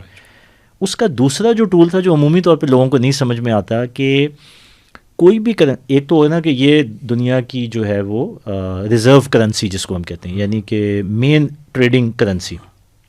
اس کے بعد وہ جو ٹریڈنگ کرنسی کا میکینزم ہے جس میں میں کہوں گا کہ میں نے روپیہ دے کے ڈالر لینا ہے یا میں نے پاؤنڈ لینا ہے تو میں کیسے لوں گا. تو اس میکینزم کے پیچھے جو ٹریڈنگ انسٹرومنٹ تھا وہ سوئفٹ تھا کہ اگر میں نے یہاں سے پیسہ برطانیہ بھجوانا ہے تو میں اس کا روٹ کیا ہوگا, وہ کس میکینزم کے تحت ادھر سے ادھر جائے گا. تو وہ سوئفٹ کا ایک نظام تھا جو کہ گلوبلائز نظام ہے جس پہ پیمنٹ ٹرانسفر کا میکینزم ہم اس کو کہتے ہیں. وہ ایکسکلوسیو تھا پوری دنیا میں اور وہ سوئفٹ کا نظام تھا جو کہ امریکن بیسڈ تھا, اور وہ رائج بھی اسی لیے ہوا کیونکہ ڈالر ریزرو کرنسی تھی دنیا کی تو وہ نظام بھی ان کا ہی آ گیا. پھر دین وہ ٹیکنالوجی اینڈ ایوری تھنگ. اچھا اب یہ ایکسیپٹ, اس کو کوئی چیلنج نہیں کرتا تھا. یہ پاور کیوں تھی؟ کیونکہ جب بھی کسی ملک پہ سینکشن لگانی ہوتی تھی, کیونکہ سوئفٹ کا نظام امریکہ کے کنٹرول میں تھا یا امریکہ کا سارا انفلوئنس اس کے اوپر تھا, تو جس ملک کو اگر آپ نے اس کے اوپر سینکشن لگانی ہے تو آپ کہو کہ جی اس کے اوپر کوئی ٹریڈ نہیں کرے گا, اور ٹریڈ اس لیے نہیں کرے گا نہ اس کو کوئی پیسہ بھیج سکتا ہے نہ وہ کسی کو پیسہ بھیج سکتا ہے. تو کیا کر لے گا, زیادہ سے زیادہ بیرل میں رکھ کے اپنا تیل دے دے گا, وہاں سے گندم لے لے گا, اگر تو بارٹر ہو سکتا ہے, پیسہ تو ختم ہو گیا. ہاں اگر آپ اسمگل بھی کرنا چاہیں گے تو سی روٹس کے اوپر بھی امریکی بیٹھے ہوئے ہیں جو ان کی بیسس تھیں. اس کو جو چیلنج کیا ہے نا, یا اس کو ایز اے تھریٹ جس چیز نے آبزرو کیا ہے وہ چائنا نے کیا ہے, جس کے جواب میں انہوں نے سپس بنایا. انہوں نے کہا کہ دیکھیں کرنسی کا جواب دیا انہوں نے اپنی برکس کی کرنسی اناؤنس کر کے. اب دیکھیں یہ وہ ہے, ایک بچہ ہے لیکن ایک بڑے جو کہتے ہیں نا کہ طاغوت کے اگینسٹ ایک بچہ پیدا ہو چکا ہوا ہے. آپ یہ کہیں نا کہ نمرود کی ناک میں جو ہے نا وہ مچھر گھس گیا ہے. مچھر گھس گیا. مطلب ہم ایک تو تھا نا کہ یہ سول سپر پاور، ایک یہ ہے کہ یار وہ بچہ پیدا ہو گیا ہے، اب وہ توانا ہو رہا ہے آہستہ آہستہ. لیکن یہ ایک حقیقت ہے کہ وہ آ گیا ہے جس نے آگے اس کو چیلنج کرنا ہے. یہ جانشین ایک موجود ہے، الٹرنیٹ بھی موجود ہے، آلٹرنیٹ موجود ہے. اب یہ ہے کہ وہ ہم یہ نہیں کہہ سکتے کہ آج وہ ایک پرفیکٹ آلٹرنیٹ ہے، لیکن آلٹرنیٹ آ گیا ہے، اس کو ڈکلیئر کر دیا ہے کہ یار یہ اگلی چیلنجر ہے، اور اب اس کو توانا کریں. اور اس میں جو فیڈ ہو رہی ہے وہ جو خالد صاحب نے پہلی بات کی، حالات اور امریکہ کا بیہیویئر اس چیز کو ڈکٹیٹ کر رہا ہے کہ لوگ اس سسٹم کو اپنا دیں.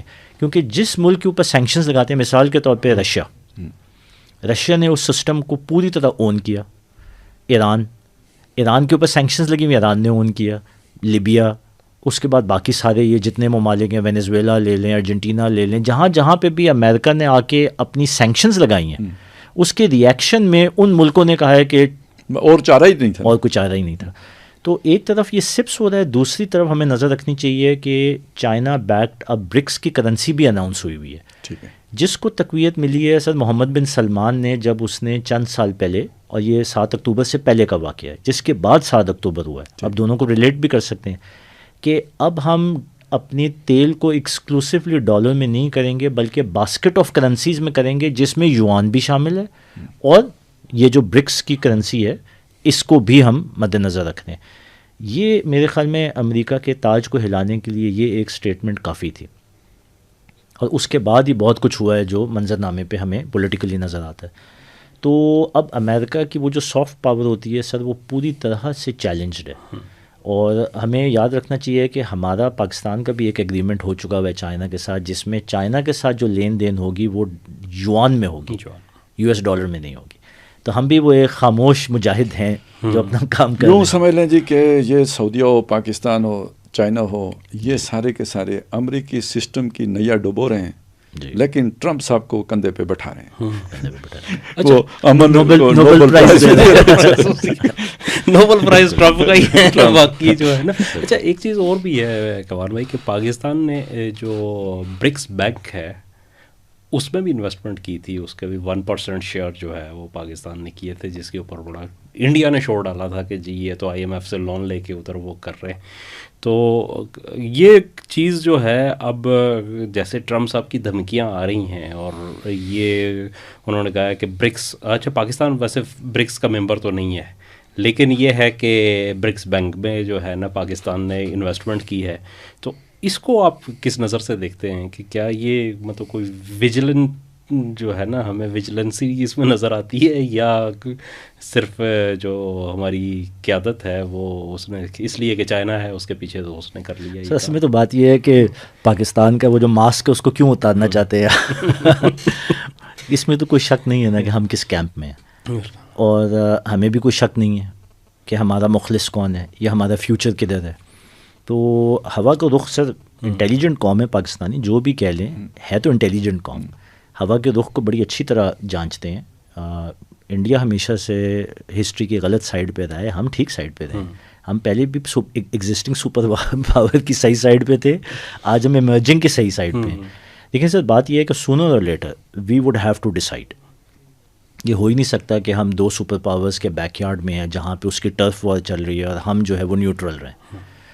کوشش ہم پوری کر رہے ہیں کہ جب تک نیوٹرلٹی رکھ سکیں، لیکن میرے خیال میں اٹ از رائٹنگ آن دا وال. ہماری اس وقت ملٹری کیپیسٹی کہاں پہ ہے، ہماری اکنامک اس وقت بیکنگ کون کر رہا ہے، IMF کتنا لون دیتا ہے ورسز چائنا آپ کو کتنا سپورٹ کرتا ہے. ابھی ہم ڈیفالٹ ہو چکے ہوتے ہیں کہ پچھلے 2-3 سال میں دیکھیں اگر چائنا نے آ کے ہمیں بیل آؤٹ نہ کیا ہوتا.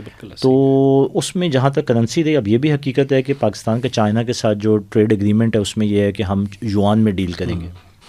تو ٹیکنیکلی تو we are seeing everything without seeing it. تو بس وہی ہے جو خالد صاحب نے کہا کہ ادھر باقی یہ کہ لوگ کہتے ہیں یار فلانا فلانا فلانا فلانا دیکھنے کی ضرورت نہیں ہے. ابھی جب تک ایران کھڑا ہے تو ہم پیچھے. اگر ایران گر جاتا ہے یا یہ رجیم گر جاتا ہے تو پھر ہمیں جنگ لڑنی پڑے گی، لازمی بات ہے. پھر تو ہم آمنے سامنے آ گئے نا. بالکل. تو اس لیے بھائی ایران کے ساتھ ابھی ساتھ دینا چاہیے. بالکل. کیونکہ وہ آگے کھڑا ہے، آپ پیچھے کھڑے ہیں. بالکل. تو بس اتنی ساری بات یہ لوگوں کو نہیں سمجھ آتی. مطلب پتے ٹیبل پہ آ چکے ہوئے ہیں. ابھی میں آپ کو بتاؤں کہ یہ لاسٹ جو ڈیووس میں جو کانفرنس ہوئی ہے, اب تو چائنا بھی کھل کے سر, چائنا نے آج تک کبھی اپنی پولیٹیکل پوزیشن کو اوورٹلی نہیں بیان کیا تھا. اوورٹلی تو چل ہی رہا تھا. یہ پہلی دفعہ چائنا نے آ کے کہا ہے کہ we can not afford Russia to lose the Ukraine war, because if Russia loses, then all focus of America and NATO would be on China. So we will not let them fall. یہ اب انہوں نے declared position رکھ لی ہے. اب تو پتے سارے ٹیبل کے اوپر ہیں کہ دا گیم از آن. بالکل ایسے ہی ہے. اچھا, اس پہ تھوڑا سا میں اور آپ سے سمجھنا چاہ رہا ہوں کہ اس معاملے کو, کہ ابھی امریکہ نے یہ کہا ہے کہ برکس جو کنٹریز ہیں یا وہ جو برکس کرنسی کی طرف جا رہے ہیں اس کے اوپر ان کا 100% میں ٹیرف لگا دوں گا. ٹھیک ہے, اب اس دفعہ کی جو برکس سمٹ ہونی ہے وہ انڈیا میں ہونی ہے اور انڈیا برکس کا پریزیڈنٹ بھی بنے گا. تو یہ جو ہے اب کس کروٹ بیٹھے کا اونٹ اگر ٹرمپ صاحب جو کر رہے ہیں. پہلے ہی انڈیا کے اوپر ایک بڑا مسئلہ بن چکا ہے کہ رشیا سے آئل لینے کے اوپر اس پہ 25% ٹیرف لگا تھا, 25% اس کے اوپر جنرل ٹیرف لگا تھا, تو 50% ہو گیا اس کی سروسز کو بھی. ابھی اس نے ٹرمپ نے دھمکی دی تھی کہ اگر جو ہے جو ممالک ایران کے ساتھ ٹریڈ کر رہے ہیں تو وہاں پہ ان کے اوپر 25% فردر جو ہے نا ٹیرف ہم لگا دیں گے. تو انڈیا تو بیک آؤٹ کر گیا وہاں سے. چابہار کی انہوں نے پورٹ جس کے اوپر وہ $1 بلین انویسٹ کر چکے تھے اور اپنا سب سے بڑا اسٹریٹجک پوائنٹ اس کو بنایا تھا انہوں نے, جس کے اوپر ایسٹ ویسٹ وہ ٹرانسپورٹ کوریڈور بھی بنا رہے تھے, وہ ساری چھوڑ کے وہ تو اب نکل گئے ہیں وہاں سے آلموسٹ چیزیں لپیٹ کے. تو بہت ساری تو نکال دی ہیں اور باقی بھی ختم ہو رہی ہیں. تو اس سینیریو میں جب اب ٹرمپ صاحب اتنے ڈسپریٹ ہو گئے ہیں اور اگلی دفعہ تاج جو ہے نا آپ کے سر پہ آ رہا ہے, تو اب کہاں کھڑے ہوں گے مودی صاحب ذرا؟ سر میرے خیال میں یہ جو کننڈرم ہے نا, اس کو سب سے اچھا تو خالد صاحب ایکسپلین کرتے ہیں, کیونکہ اس کے پیچھے پرسنالٹیز, ان کا رول اور ان کے جو لائلٹیز ہیں وہ دیکھنے کی چیز ہے. یہ مطلب یہ سطح والی چیزیں ہیں نہیں. میں آپ کو مطلب تھوڑی سی چیز کر کے پھر میں خالد صاحب کو ہینڈ اوور کروں گا, کیونکہ یہ جو کہتے ہیں نا کہ یہ تو ہم نے بھی ان سے سیکھا ہے جو پردوں کے پیچھے کیا. لیکن سر سیدھی سی بات ہے کہ یہ کتنا آبویس ہے کہ مودی نے جو بھی پوزیشن لی ہے بحیثیت ایک نیشنلسٹ ہونے کے انڈیا کے خلاف ہے انٹرسٹ میں. اسی طرح جو ٹرمپ کر رہا ہے وہ ساری جو پوزیشنز لے رہا ہے وہ کیا امریکہ کے انٹرسٹ میں. ایک طرف وہ ماگا والی موومنٹ میک امریکہ گریٹ اگین, ٹھیک ہے نا, اینڈ امریکہ فرسٹ. دوسری طرف ہر وہ کام کر رہا ہے جس سے امریکہ کی معیشت جو ہے نا وہ ڈوبنے جا رہی ہے. تو یہ جو پرسنالٹیز ہیں نا, ان کی رول اور ان کی لائلٹیز حقیقتاً کہاں ہیں اور بظاہر ان کی پوزیشن کیا ڈکٹیٹ کرتی ہے, یہ پورا ایک کننڈرم ہے. جی جی. تو اس کو سب سے اچھا تو خالد صاحب ہی ایکسپلین کرتے ہیں کہ ہو از ہو. خالد صاحب سے ہم سمجھیں گے, لیکن آپ یہ میں صرف آپ سے یہ پوچھنا چاہ رہا ہوں اس وقت میں کہ یہ کوئی برے وقت کی نشانی ہوتی ہے کہ آپ جناب برکس کا پریزیڈنٹ بھی ہو سکتے جب ٹرمپ نے جو ہے نا یہ بالکل برے وقت کی نشانی ہے. دن برے آئے ہوئے ہیں, اس میں کیا شک. اچھا, اصل میں دیکھیں سادی سی بات ہے, وہ جو بات آپ نے کہی ہے چھوڑیں, لمبی باتوں کو چھوڑیں. یعنی جو ہم نے ابھی سارا کچھ بلڈ کیا ہے نا آرگومنٹ, اس کے نتیجے میں پاکستان کو برکس میں ہونا چاہیے یا نہیں ہونا چاہیے؟ بالکل ہونا چاہیے. ہونا چاہیے. کیوں نہیں ہے بتا بھائی, کیوں نہیں ہے؟ بالکل انڈیا کی وجہ سے نہیں ہے. انڈیا نہیں ہونے دے رہا. ٹھیک ہے. اب ابھی آپ کہہ رہے تھے جلد یا دیر پاکستان کو یہ فیصلہ کرنا, اس سے پہلے انڈیا کو نہیں فیصلہ کرنا پڑے گا کہ اس نے برکس میں رہنا ہے یا نہیں رہنا. بالکل ٹھیک ہے. اور رہنے کی قیمت کیا ہے. بالکل. لہٰذا اگر ابھی آپ انڈیا کو دیکھیں نا, تو وہ اگر وہ ایران سے دور ہو گیا ہے, چابہار منصوبہ ترک ہو گیا, یہ ہو گیا, وہ ہو گیا, تو پھر سمجھ لیں کہ برکس سے بھی انڈیا گیا. صحیح. ہاں ظاہر اسے فیصلہ تو کرنا پڑے گا. ٹھیک ہے. گیا تو موقع کسے مل جائے گا آنے کا؟ ہمیں ظاہر ہے. اور اگر نہیں گیا تو 100% ٹیکس. چلو دونوں باتیں. حل تربصون بنا الا احدى الحسنیین, دو بہترین باتوں میں سے اور کس بات کی تمہیں ہمارے بارے میں توقع ہے؟ تو ہمارے اعتبار سے یہ والی ہو یا یہ والی ہو, دونوں فائدے میں ہے. بالکل صحیح. تو برے دن اسی کو کہتے ہیں نا. ہمارے اچھے دن ہیں, مٹی کو ہاتھ لگائیں سونا بن جاتی ہے، ان کے برے دن سونے کو ہاتھ لگائیں مٹی ہو جاتے ہیں. بس فی الحال اتنا ہی. ویسے سر خالد صاحب اب جو بات یہ آئی گئی ہے تو آپ تھوڑی سی اور روشنی ڈالیں. ہاں جی. یہ ہے تو بڑا انٹرسٹنگ، ہم تو بڑا انجوائے کرتے ہیں جب ہم نے آپ سے یہ سمجھا. سر یہ 4 پرسنالٹیز میں آپ کے سامنے رکھتا ہوں، ٹرمپ کی، مودی کی، نیتن یاہو کی، اور پھر ہمیں لعنت ملامت ملے گی عمران خان کی. سر 4 پرسنالٹیز جو ہے نا وہ اسٹیٹ کی لیڈرشپ لیول پہ تھیں، لیکن لائلٹی اسٹیٹ کے ساتھ نہیں تھی. ایک کی بھی نہیں ہے. 4 پروجیکٹس میں سے ایک پروجیکٹ ریورس ہوا ہے، وہ پاکستان میں ہوا ہے، باقی 3 قائم ہیں. تو یہ جو 4 پرسنالٹیز ڈپلوائے کی گئیں، لائی گئیں ہیں، یہ صدور prime ministers, leader of the state, لیکن اسٹیٹ کو ڈبا دیں. مطلب ہم نے پچھلی جو تھا اس میں نیتن یاہو کو بھی یہ رکھیں، اس کے سارے فیصلے اسرائیل کے مطلب حق میں ہیں، بہتری کے لیے ہیں، یا اسرائیل کی موت کے لیے ہیں. وہ اسے خود بھی پتہ ہے، اسی لیے نا یہ اسرائیل سے نکل کے جا کے وہ بیٹھا ہے قبرص میں. بالکل. تو مطلب یہ جو مہتاب بھائی بھی بات کر رہے ہیں کہ یہ جو انڈیا کہہ رہا ہے یہ پھنس گیا، یہ برا ٹائم آ گیا، لیکن یہ ہے کہ اس کے پیچھے بھی کوئی ڈیزائن نہیں ہے. یہ جو پرسنالٹیز ان کے کوئی رول یا کوئی اسائنمنٹ نہیں دی گئی. اصل میں وہ ایک مشکل مضمون ہے، وہ بہت ساری اس کے بارے اس پہ پردے پڑے ہوئے نا. یہ جو ڈیپ اسٹیٹ کا کانسیپٹ ہے نا، میری سمجھ کے مطابق یہ جو عام پرسیپشن ہے وہ غلط ہے. ڈیپ اسٹیٹ کا صحیح کانسیپٹ عالمی حکومت کا ہے، عالمی ندیدہ کیا کہیں غیر مرئی حکومت کا ہے، جو نظر نہیں آتی. یہ جو اب بدلتی دنیا ہے نا، یہ اس کا ڈیسیژن ہے، عالمی حکومت کا فیصلہ ہے. اور اس عالمی حکومت کے اس فیصلے میں دنیا کے تمام طاقتور ملکوں کو کمزور کر دینا ہے اور کسی ایک ملک کو طاقتور رکھنا ہے، تب وہ عالمی حکومت قائم ہوگی نا. تو اس میں اتنے بڑے بڑے ممالک کی اب گنجائش نہیں ہے، جیسے انڈیا ہے، ٹھیک ہے نا. یہ ویسے ہی پوٹینشلی اس کی گنجائش نہیں رہتی نا. اسے وہ پرانے جو راجواڑوں والا نظام تھا وہ ٹھیک ہے، تاکہ وہ کسی کے سامنے وہ کھڑا نہ ہو سکے. پاکستان کا سائز ویسے ہی ٹھیک ہے. تو اسی طرح وہ نیا مشرق وسطیٰ کا نقشہ وغیرہ، یہ وہ جو ساری چیزیں تھیں نا. اچھا، اس نئے نظام کے اندر اسرائیل کی ضرورت نہیں ہے، نہ امریکہ کی ضرورت ہے، کیونکہ وہ اب شفٹ ہونا ہے کسی اور کی طرف. کمپنی وہی چلے گی صرف، یا وہ اب نئے جسد میں یا نئے اس میں لبادے میں ظاہر ہوگی. تو اب یہ سارے وہ کریکٹرز ہیں کہ جن میں یعنی کوئی ایک چیز نہیں ہے، بہت ساری چیزیں ہیں. ایک یہ آپ نے تو آپ صرف لائلٹی کی بات کی ہے نا. یہ انارکسسٹ بھی ہیں یہ سارے یا نہیں ہیں؟ بالکل. یہ سارے نرگسیت پسند بھی ہیں یا نہیں ہیں؟ بالکل. یہ سارے ایک ہی مطلب ہے، مزاج، سوچ. اچھا، وہ سب کی مطلب الحمدللہ ماضی بھی ایک جیسا ہی ہے، کسی کا معلوم ہے کسی کا نہیں معلوم، کسی کا نہیں معلوم. صحیح. تو وہ چلے مجھے وہ یاد آ گیا، یعنی اصل میں ان ڈیپ اسٹیٹ کی ان مناصب تک پہنچنے کے لیے جس تربیت گاہ سے گزرنا پڑتا ہے نا، تو وہ ایپسٹین فائل والی تربیت گاہ ہے نا. بالکل. اب ذرا آپ ایک چیز کو دیکھیں، ویسے ان سب کے نام ہیں اس میں، میں یہی کہہ رہا ہوں، یہ تو بیسک تربیت گاہ ہے. اب آپ ایک چیز کو دیکھیں ہوتا کیا ہے. یعنی امریکہ میں آپ دیکھیں تو ابھی پچھلے دنوں ایپسٹینس فائل کا بہت غلغلہ تھا. بالکل. اور یہ اور وہ اور سب شور مچا رہے ہیں، کورٹیں بھی مچا رہی ہیں، سب ہو رہے ہیں. بالکل. سر جی، اس شور اور غوغے میں نیتن یاہو جا کے ملتا ہے ٹرمپ کو. ٹھیک ہے، ملاقات ہوئی.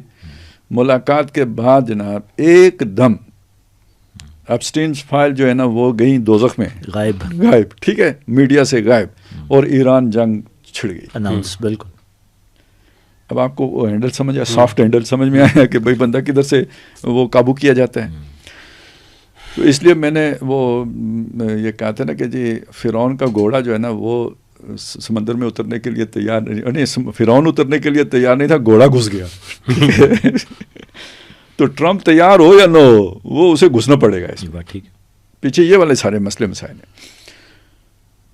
یہ مودی کے بارے میں لوگ نہیں جانتے، لیکن اس کی بھی فیملی لائف ڈسٹرب ہے، اور بیچ میں ایک پیریڈ ہے نا اس کا ماضی کا جو غیب ہے، جس کا کوئی ریکارڈ نہیں ہے کہ بھئی کدھر تھا، کہاں تھا، کیا کر رہا تھا، کوئی پتہ نہیں ہے. تو وہ اس سے وہ کسی جزیرے کا اندازہ لگا لیں یا جو بھی آپ نے لگانا ہے. تو یہ ایک جیسے کردار ہیں اپنے کریکٹر کے اعتبار سے بھی، یعنی اپنے اخلاق کے اعتبار سے بھی، بیہیویئر کے اعتبار سے بھی، سوچوں کے اعتبار سے بھی، اور اپنے لائلٹی کے اعتبار سے بھی. یہ ان کے اپنے وہ جو بھی ہیں ایجنڈاز ہیں، اپنے ایجنڈاز. اچھا، ایک چیز ان میں اور بھی کامن ہے، یہ ان کی جو پرسپشن ہے نا وہ ٹریڈیشنلسٹ کی ہے. جی. ٹھیک ہے. آج بھی ایک بندہ بات کر رہا تھا یار کہ یہ جو ہے نا ایک یعنی دنیا میں ٹریڈیشنلزم کی طرف واپسی آ رہی ہے. میں نے کہا یہ پوسٹ ماڈرنزم کے بعد ٹریڈیشنلزم جو ہے نا یہ آ رہا ہے. تو یہ ایک نیا دور ہے جس میں ہم داخل ہو رہے ہیں. ان کی اپنی زندگیاں دیکھیں تو غلیظ ترین, بالکل, اور ان کی باتیں سنیں. ٹرمپ جو ہے نا خدا کو امریکہ میں واپس لانے کی باتیں کرتے ہیں. بالکل, اس نے مذہبی ٹچ اس نے بھی دیا ہے. دیکھیں وہ استقاعت حمل کے اوپر پابندی لگائی, وہ جو ٹرانسجینڈرز کے اوپر جو ہے نا وہ سارا پورا, میں یہی کہہ رہا ہوں نا, وہ روایت کی طرف واپس پلٹنا چاہتے ہیں. یہی آپ کو مودی کا بھی مذہبی ٹچ ملے گا. یہاں ریاست مدینہ بن رہی تھی, وہ بھی اپنی وہ جو ہے نا مذہبی, یہ ساری چیزیں ان میں کامن ہیں. یہ ہے وہ ڈیپ اسٹیٹ کا اصل ایجنڈا. اور یہ اس وقت مذہب ایک ٹول کے طور پر, یا یہ جو ہے نا یہ روایت پرستی ایک یعنی تقسیم اور لڑاؤ کے لیے ایک ہتھیار کے طور پر استعمال ہو رہی ہے. تو یہ گویا جدید اور قدیم کا تصادم بنایا جا رہا ہے. یہ مذہب کو بیچ میں ویسے چونکہ اس کو قدامت کے ساتھ جوڑ دیتے ہیں نا, اس لیے مذہب بیچ میں آ گیا ہے. یا یہ کہہ لیں کہ قدیم تہذیب کا چونکہ وہ انحصار مذہب کے اوپر تھا تو اس لیے بیچ میں مذہب بھی رگڑے میں آ جاتا ہے. ہیومن موٹیویشن کے لیے بھی تو یہ وہ اس وجہ سے. تو اصل میں تو یہ جدید اور قدیم کا ٹکراؤ ہے. صحیح. اور وہ اس کی طرف اسے لے کے جا رہے ہیں. اور یہ سرمایہ دار کو یہ ماڈل سوٹ کیوں کر رہا ہے؟ اب یہ مسئلہ ہے کہ غلامی, جیسے مذہب کے ذریعے سے غلامی پہلے تھی, تو اب اس کے یعنی ایک وہ روحانی بنیاد بنے گی غلامی کی, ایک بنیاد بنے گی ٹیکنالوجی, آرٹیفیشل انٹیلیجنس, اور یہ جو جدید سارا نگرانی کا نظام ہے. تو ایک جو آزادی کا تصور ہے وہ بالکل ختم ہو جائے گا. تو یہ چونکہ ماڈرنزم اس آزادی کے تصور پر کھڑا تھا, سمجھ رہے نا, تو اس کے مقابلے میں یہ ایک جو ہے نا اینٹی تھیسس جو ہے نا یہ کریٹ کیا گیا ہے. اب یہ ٹکراؤ دنیا میں مختلف ممالک میں ہے, لیکن اب امریکہ میں بھی کھل کے آ گیا ہے. یعنی اوپر آ کے ٹرمپ بیٹھ گیا ہے اس ایجنڈے کے ساتھ. اور نیو یارک کا میئر کون جیتا ہے جی؟ وہ دوسرے ایجنڈے کے ساتھ. تو یہ گویا پولرائزیشن امریکی سوسائٹی کے اندر بھی موجود ہے. اور یعنی اس کے اندر ابھی وہ ہے, مطلب پنڈولم کی طرح جوڑ رہا ہے, سوئنگ ہے, کبھی ایک طرف ہو جاتا ہے کبھی دوسری طرف ہو جاتا ہے. یعنی امریکی سوسائٹی ابھی سیٹل نہیں ہوئی ہے کسی ایک طرف. اور سر اس وقت بھی رائٹس امریکہ میں چل رہے ہیں. یہ جو امیگریشن کے خلاف ٹرمپ نے ساری جو موو کی ہے, یہ ان کا جو شہر ہے مینوپولس, اس میں ابھی ٹرمپ نے کل کہا ہے کہ اگر یہ رائٹس نہ قابو ہوئے تو میں فوج لے آؤں گا. اصل میں یہ دیکھیں نا, کوئی بھی ڈیموکریٹ ہوتا ہے تو اس طرح کی اتنے ایک دم یہ ریئیکشن نہیں دیتا ہے. یہ ہوتا ہے ایک مذہبی جو جنونی ہوتا ہے وہ اس طرح کے کام کرتا ہے. تو یہ مطلب ٹرمپ جیسے لوگ پھر یہ کام کریں گے. اب یہ ہندوتوا والے بھی ادھر ہی تو آ کے کھڑے ہوئے ہیں. بالکل, یہ سمجھ لیں سارے ایک ہی طرح کے لوگ ہیں. اچھا, ویسے یہ بھی ان کی مشترکات میں ایک یہ چیز بھی شامل ہے کہ یہ بھی امیگریشن کی پالیسی جو ہے نا انڈیا کے اندر بھی وہ کہتے ہیں کہ غیر ملکیوں کو ہم نے نکالنا ہے. بلکہ غیر ملکی کیا سے وہ مطلب مسلمانوں کو, لیکن وہ نام تو اس کو وہی دے رہے ہیں نا کہ وہ نیشنل رجسٹریشن سینٹر جو انہوں نے بنایا ہے. ان کا جو منصوبہ ہے نا یہ تو بہت خطرناک ہے. یہ مسلمان اگر رہیں گے تو یعنی ان کے کوئی رائٹس نہیں ہوں گے. جب وہ کہتے ہیں نا, یہ دیکھیں نا, وہ سمجھ نہیں آتی لوگوں کو کہ کوئی کیا کہہ رہے ہیں. کہتے ہیں بھائی سٹیزن شپ کس کی ہوگی؟ تو جس کی سٹیزن شپ نہیں ہوتی تو اس کو تو وہاں جائیداد بنانے کا حق ہی نہیں ہوتا. وہ تو اسٹیٹ لیس ہے. ٹھیک ہے, اس کا کوئی رائٹ نہیں ہوتا وہاں پہ. یہ برما میں تو یہ اس کی پریکٹس ہو چکی ہوئی ہے نا. یہ جو مسلمانوں کی وہاں پہ وہ ہوا تھا سارا, تو اس کے پیچھے یہی انہوں نے بھی وہ سٹیزن شپ ان حقوق ختم کر دیے تھے. اب بہاری بیٹھے ہوئے ہیں جو بنگلہ دیش میں, ان کے سٹیزن شپ وہاں پہ نہیں ہے تو وہ وہاں کوئی نہ چیز خرید سکتے ہیں نہ کچھ کر سکتے ہیں. یہ وہ چیزیں جو لے کے آنا چاہتے ہیں مسلمانوں کے لیے ہندوستان میں. سر کروڑوں مسلمان تو نکالے نہیں جا سکتے, مارے بھی نہیں جا سکتے. تو وہ ان کو اس جگہ پہ آپ لے کے آ جائیں گے تو وہ بس کاٹ کباڑ ہیں, بھینس بکری ہیں. اور مہتاب بھائی یہ ہمیں یاد رکھنا چاہیے کہ نیتن یاہو کی بھی جتنی سیاست ہے وہ ساری رائٹ ونگ کی. نیتن یاہو کو جو ووٹ بینک ملتا ہے وہ اس کا رائٹ ونگ کا ملتا ہے. تو یہ مذہبی ٹچ جو ہے نا, یہ صحیح کہا خالد صاحب نے, مطلب یہ اس وقت پریویلنٹ ٹول ہے یوز کرنے کے لیے. اچھا, ویسے ایک چیز اگر اس اسپیسیفک پوائنٹ کے اوپر آپ دیکھیں تو یہ وہی چیز ہے جو اپارٹھائڈ جو اسرائیل نے, سر یہ ایران کے لیے بھی یہی چاہ رہے تھے نا. وہ رضا پہلوی جو تھا وہ بھی تو ایک ایسی شخصیت تھی, وہ بس وہ بیچارہ ناکام ہو گیا کیونکہ ادھر زیادہ گاڑی شان کے مذہبی بیٹھے ہوئے تھے.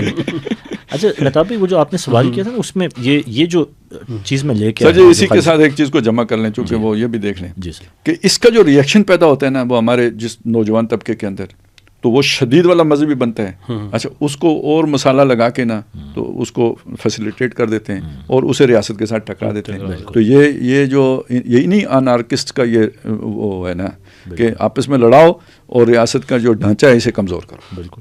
اچھا سر اس کی جو مثال ہے وہ یہ ہے کہ وہ جو پازیٹیو سوچ رکھنے والے وہ جو آپ کا بیلنسڈ طبقہ تھا وہ چاہے امریکہ میں ہو، اسرائیل میں ہو، انڈیا میں ہو یا پاکستان میں ہو، سب نے اس سب شدت پسندی کی مخالفت کی ہے. اس میں آپ کے انٹلیکچوئلس بھی ہیں، اس میں آپ کے لبرلز بھی ہیں، اور وہ آرٹیکل کیا تو بیانیے کیا، لیکن یہ ہے کہ بہرحال یہ اتنی مضبوط فورس ہے.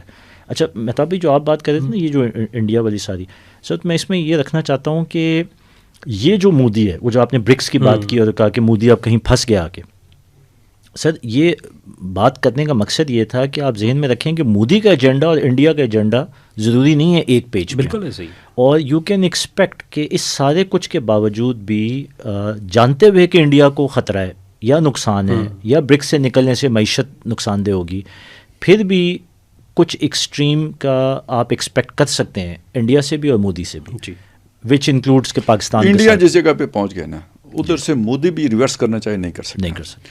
دیکھیں پاکستان میں یہ سارا جو تھا نا یہ تھا نقلی، جی یہ زمین کے اوپر درخت اگایا گیا تھا، ٹھیک ہے، تو پودا لگایا گیا تھا، اس کی جڑیں اکھاڑنا بہت آسان تھا. بالکل وہ جھاگ تھا. جی انڈیا میں یہ سارا ڈیپ روٹیڈ ہے، ٹھیک ہے، بہت ڈیپ روٹیڈ ہے.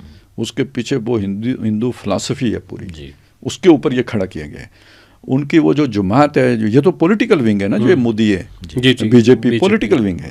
اس کے پیچھے جو اصل مدر آرگنائزیشن ہے نا وہ ہے آر ایس ایس. وہ 100 سال سے اوپر کی جماعت ہے، کروڑوں میں اس کے والنٹیئرز ہیں، ٹھیک ہے. وہ یعنی جیسے ایران کا نظام بہت مستحکم ہے، وہ رجیم چینج اتنا آسان نہیں ہے، اس سے کئی گنا زیادہ یہ نظام ہے. اس کو یعنی کوئی اسٹیبلشمنٹ بھی چاہے تو نہیں اکھاڑ سکتی، ٹھیک ہے. تو انڈیا نے تو لازماً اپنے اس مقدر سے جو انتہا پسندی کے نتیجے میں جو تقدیر لکھی ہوتی ہے نا اس سے دوچار ہو کے رہنا ہے، اور وہ اس کے سوا کچھ نہیں ہے کہ اس نے ٹکڑے ہونا ہے.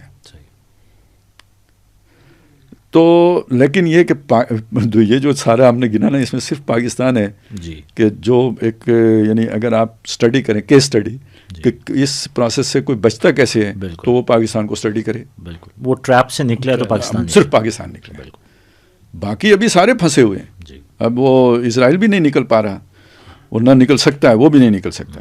اور امریکہ میں بھی بس خانہ جنگی آپ سمجھیں کہ وہ اب ہو سکتا ہے 10 سال لگ جائیں، لیکن یہ کہ بڑھ وہ خانہ جنگی کی طرف ہی رہے. اور اس میں کوئی کسی اور نے چابی دے دی بیچ میں، مثلا کسی موقع پہ فرض کریں کسی جن لوگوں کے وہاں پہ اثر و رسوخ ہیں جیسے اسرائیل کے ہیں، جیسے ایپسٹین فائلز والوں کے ہیں، اس طرح کے جن اگر فرض کریں کسی نے اس عمل کو جو چل رہا ہے چابی دے دی، ٹریگر کر دیا، تو جلدی بھی ہو سکتے ہیں، 6 مہینے کے اندر بھی ہو سکتے ہیں، اور ہو سکتا ہے یہ اس کے 4 سال ہیں نا، تو بعد میں پتہ نہیں کون آ جائے. تو خالد صاحب میں 2 پوائنٹس اسپیشلی انڈیا کے حوالے سے آپ دونوں حضرات کی موجودگی میں جو ہے اس کو بیان کرنا چاہ رہا ہوں کہ دیکھیں ایک انڈیا کے اوپر جو 25% ٹیرف لگا وہ رشین آئل کی وجہ سے لگا، اور مطلب یہ انڈیا کی اکانومی کو جامد کرنے کی سب سے بڑی وجہ بنی. ظاہر امریکہ سب سے بڑا ٹریڈ پارٹنر تھا جہاں ایکسپورٹ کر رہا تھا، امپورٹ تو وہ چائنا سے زیادہ کر رہا ہے لیکن ایکسپورٹ سب سے زیادہ انڈیا کو کر رہا تھا. وہاں پہ جب لگ گیا اتنا بڑا ٹیرف تو آپ کی یہ جو ہے نا وہ خاصی نیچے آ گئی وہاں پہ صورتحال. لیکن خود یورپی یونین کے ایک آرگنائزیشن کی رپورٹ تھی اور اس کے بعد یہ چیز ہائی لائٹ ہوئی انڈیا کے اندر بھی، اگرچہ کہ میڈیا نے بہت زیادہ نہیں کیا، چند ایک اس نے جو ہے نا میڈیا آؤٹ لیٹس نے اسے بیان کیا کہ جتنا آئل امپورٹ ہو رہا تھا اس کا انڈین عوام کو کوئی فائدہ نہیں تھا. انڈین عوام کو وہ آئل اسی ریٹ پہ مل رہا تھا جس ریٹ پہ جو ہے وہ مڈل ایسٹ سے یا جو ہے امریکن آئل کی جو پرائس تھی وہ اسی کے اوپر مل رہا. چند لوگ تھے بیچ میں 5 سے 6 لوگ جن کی جیبوں میں وہ سارا پیسہ جا رہا تھا، جن کی شادیاں بہت مہنگی بڑی لمبی وہ تو اڈانی امبانی گروپس جو ہے اسے، اور اس کا جو نقصان ہے وہ پوری انڈین اکانومی برداشت کر رہی ہے، انڈیا کے تمام غریب لوگ برداشت کر رہے ہیں. ایک تو یہ جو ہے نا وہ چیز بڑی دلچسپ ہے. اچھا دوسری چیز، انڈیا کے اندر بہت سارے جو ان کے اپنے جو یونیورسٹیز کے پروفیسرز ہیں اور جو چیزوں کو پریڈکٹ کر رہے ہیں، انہوں نے یہ بات کہی ہے، اور اس سے پہلے بھی کہی تھی 2-3 سال پہلے سے بھی، مطلب جب الیکشن ہو رہے تھے اس دوران بھی، کہ اگر اب جو صورتحال انہوں نے پیدا کر دی ہے وہاں پہ، اس کے اندر اگر جو مودی یا بی جے پی کل الیکشن ہارتی ہے تو یہ جو پورا کیڈر ہے یہ اس کو تسلیم نہیں کرے گا. یہ رائٹس کریں گے، یہ سڑکوں پہ آئیں گے، یہ مار دھاڑ کریں گے. اور دوسری چیز یہ ہے کہ اس کو کنٹرول کرنے کے جتنے انسٹرومنٹس ہو سکتے ہیں اسٹیٹ کے پاس، وہ بھی سارے پولیٹیسائز ہو گئے. آپ انڈین آرمی کو دیکھیں اگر، تو روز جو ان کے جرنیل کر رہے ہوتے ہیں پریس کانفرنس، مطلب آرمی چیف پریس کانفرنس کرے گا، چلیں ٹھیک ہے. مطلب پاکستان میں تو پھر بھی ہم یہ کہتے تھے کہ پاکستان میں آرمی کا سیاست کے اندر ایک دخل ہے جس کے خلاف لوگ بولتے بھی ہیں، بات بھی. انڈیا میں تو نہیں تھا، ہر دوسرے روز ان کا آرمی چیف. اور وہ پولیٹیکل ایجنڈا جو مودی صاحب یا امت شاہ صاحب جو ہے بیان کرتے ہیں، وہی ان کی آرمی بھی آ کے کر رہی ہوتی ہے. اب کو 4 مہینے بعد وہ آ کے بتاتے ہیں کہ نہیں، ہم نے پاکستان کے اتنے جہاز گرا دیے تھے، اتنے جہاز آن گراؤنڈ ہم نے تباہ کر دیے تھے اس کے اندر، اور وہ کہتے ہیں کہ جی ہم تیار تھے، پاکستان نے ڈر کے وہ کر لیا. مطلب یہ چیزیں اس کے اندر جس طریقے سے ہو رہی ہیں، اور کل اگر یہ چینج ہو جاتا ہے، اگر تو یہی صورتحال رہتی ہے، تو اس میں تو ایک وہ ڈکلائن تو آ چکا ہے، وہ تو سامنے ہے، ویزیبل ہے، وہ ہر ایک کو نظر آ رہا ہے، انڈیا کے اندر بھی نظر آ رہا ہے. لیکن اگر یہ اس کو ریورس کرنے کی کوشش کی جاتی ہے تو وہ بھی اب پاسبل نہیں رہا.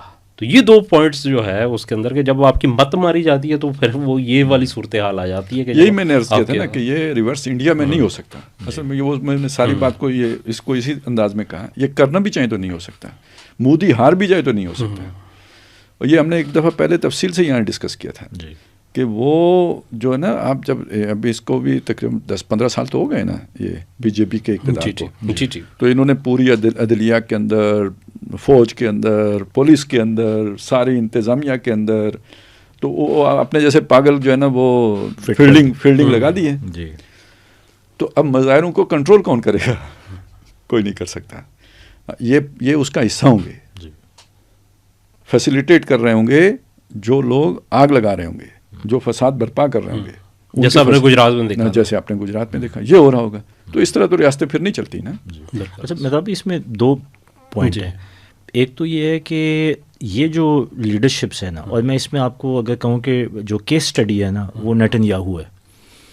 جب یہ پرسنالٹیز ود دا ایجنڈا، کیونکہ پیچھے تو ان کی جماعتیں ہیں اور آگے انڈیویجول ہے اور اس کا اپنا ایک مفاد ہے، جب ان کو نظر آ رہا ہے کہ آپ کی پاور ریسیڈ ہو رہی ہے یا الیکشن تک جانے پہ رزلٹ جو ہے وہ آپ کے اگینسٹ آئے گا، سر یہ کیونکہ نارسسٹ ہیں، یہ کسی بھی قیمت کے اوپر وہ آؤٹ کم لینے ہی نہیں دیں گے.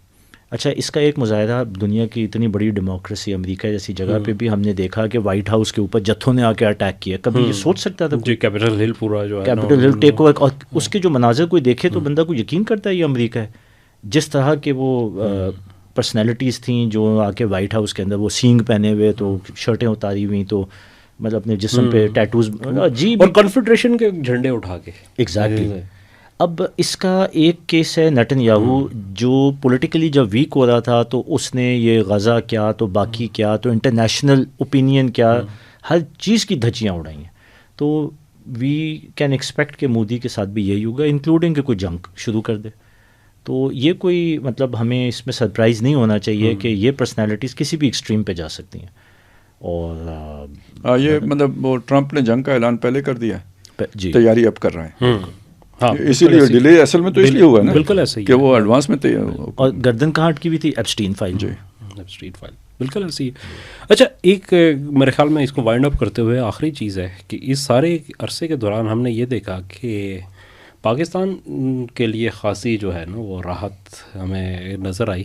پاکستان کی اکانومی اس طریقے سے بوسٹ تو نہیں کر پائی جس طریقے سے توقع تھی لیکن یہ ہے کہ ہمارے جہازوں کے آرڈر بہت زیادہ آنا شروع ہو گئے، اتنا آنا شروع ہو گئے کہ وہ اب یہ جو ہے نا لوگ اس بات کی کیلکولیشن کر رہے ہیں کہ بھائی یہ پاکستان اس کو فلفل بھی کر سکتا ہے یا نہیں، اس کی کیپیسٹی ہے یا نہیں. کل میں پڑھا تھا کہ ڈیفینس ڈیلز جو ہے نا اس کا حجم ہے 11 بلین $11 جی، مطلب اٹ از سگنیفیکنٹ. اور تو اس کا مطلب جنگیں جو ہے نا وہ معاشی ترقی کا باعث بنتی ہیں. وہ تو ہے. تو کیا مطلب ایک کمال میں تھوڑا سا اس کے اوپر بھی ذرا گائیڈ کریں گے، یہ والی جو چیز ہوتی ہے اگر مطلب ایک انڈسٹری چلتی ہے آپ کی، وہ چاہے ڈیفینس پروڈکشن کی انڈسٹری ہے، تو یہ ملک کی معیشت کو کیا سپورٹ دے سکتی ہے؟ ہم نے یہ تو سنا تھا کہ جب ریئل اسٹیٹ کی انڈسٹری چلتی ہے، تعمیرات زیادہ ہوتی ہیں، تو پھر ملک کی صنعت کا پہیہ چلنا شروع ہو جاتا ہے. تو کیا ڈیفنس پروڈکشن جو ہوتی ہے اس سے فوج کو یا ایئر فورس کو ہی فائدہ ہوگا، یا وہ ملٹری پروڈکشن کمپنیز کو بھی فائدہ ہوگا، یا ملک کی معیشت میں بھی کچھ بہتری کے آثار ہو سکتے ہیں اس سے؟ جی مطلب بھائی تھوڑا سا نا اس بات کو ہم ذرا اور بگر کانٹیکسٹ میں دیکھتے ہیں. ایک تو آپ نے جو اسٹیٹمنٹ کی کہ جو معیشت کے جو آثار ہیں ایز سچ تو نظر نہیں آ رہے، میں تھوڑا سا اس سے ڈفر اس لیے کروں گا کیونکہ ہمیں کمپیریٹیو انالیسس کرنا چاہیے. اگر آپ پاکستان کو اور پاکستان کی معیشت کو 2003 سے کمپیئر کریں تو اس وقت ہم بہت بہتر جگہ پہ کھڑے ہوئے ہیں.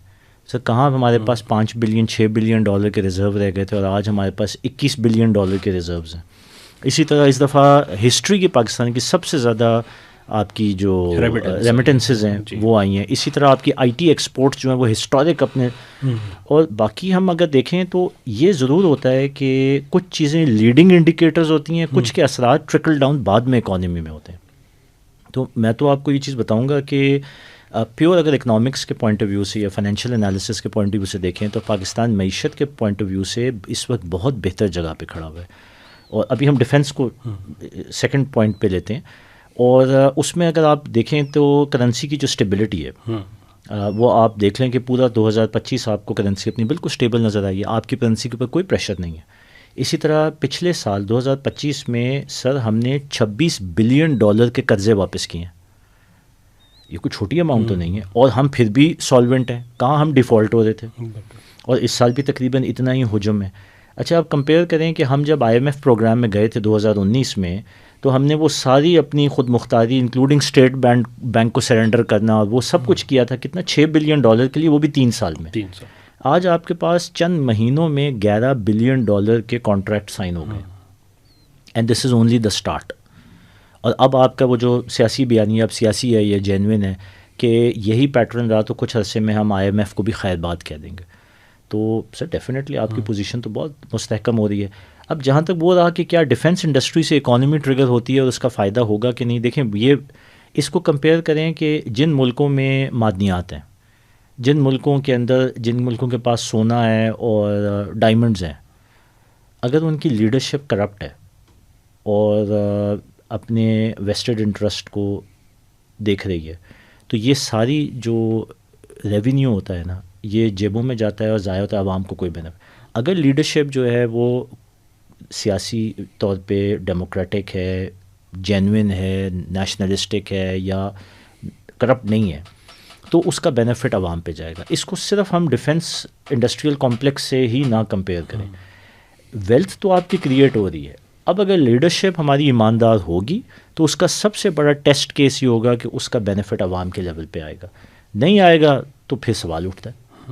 تو ایک ہم نے، اور یہ وہی کلاسیکل آرگیومنٹ ہے، جب عوام فوج کے رول کو دیکھتی ہے تو وہ ماضی کی فوج کو سامنے رکھ کے تو اپنے پوزیشن کو سیٹ کرتی ہے کہ کرپشن کرپشن کرپشن اینڈ اپنا ویسٹڈ انٹرسٹ. ہم یہ کہتے ہیں کہ یار یہ سب سے بڑا اس وقت ایسٹ ٹیسٹ ہوگا کہ یہ جتنی بھی پالیسیز ہو رہی ہیں اگر اس کی بینیفٹ عوام کو ہوگی، ملک اٹھے گا، پازیٹیو ڈائریکشن میں جائے گا، جو ہمیں نظر آتا ہے کہ اب جا رہا ہے، تو پھر پیچھے لیڈرشپ کو کریڈٹ تو آپ کو دینا پڑے گا. تو یہ ایک بہت بڑا امتحان ہے. We will find out very soon. یہ اس سال میں پتہ چل جائے گا کہ بینیفٹ آتا ہے کہ نہیں آتا. ویسے تو خالد صاحب ایک طرف تو یہ کہ اور بھائی صورتحال کو بیان کر رہے ہیں، اور دوسری طرف تو لوگ یہاں پہ کہہ رہے ہیں کہ کسی ونڈر بوائے کی تلاش ہو رہی ہے.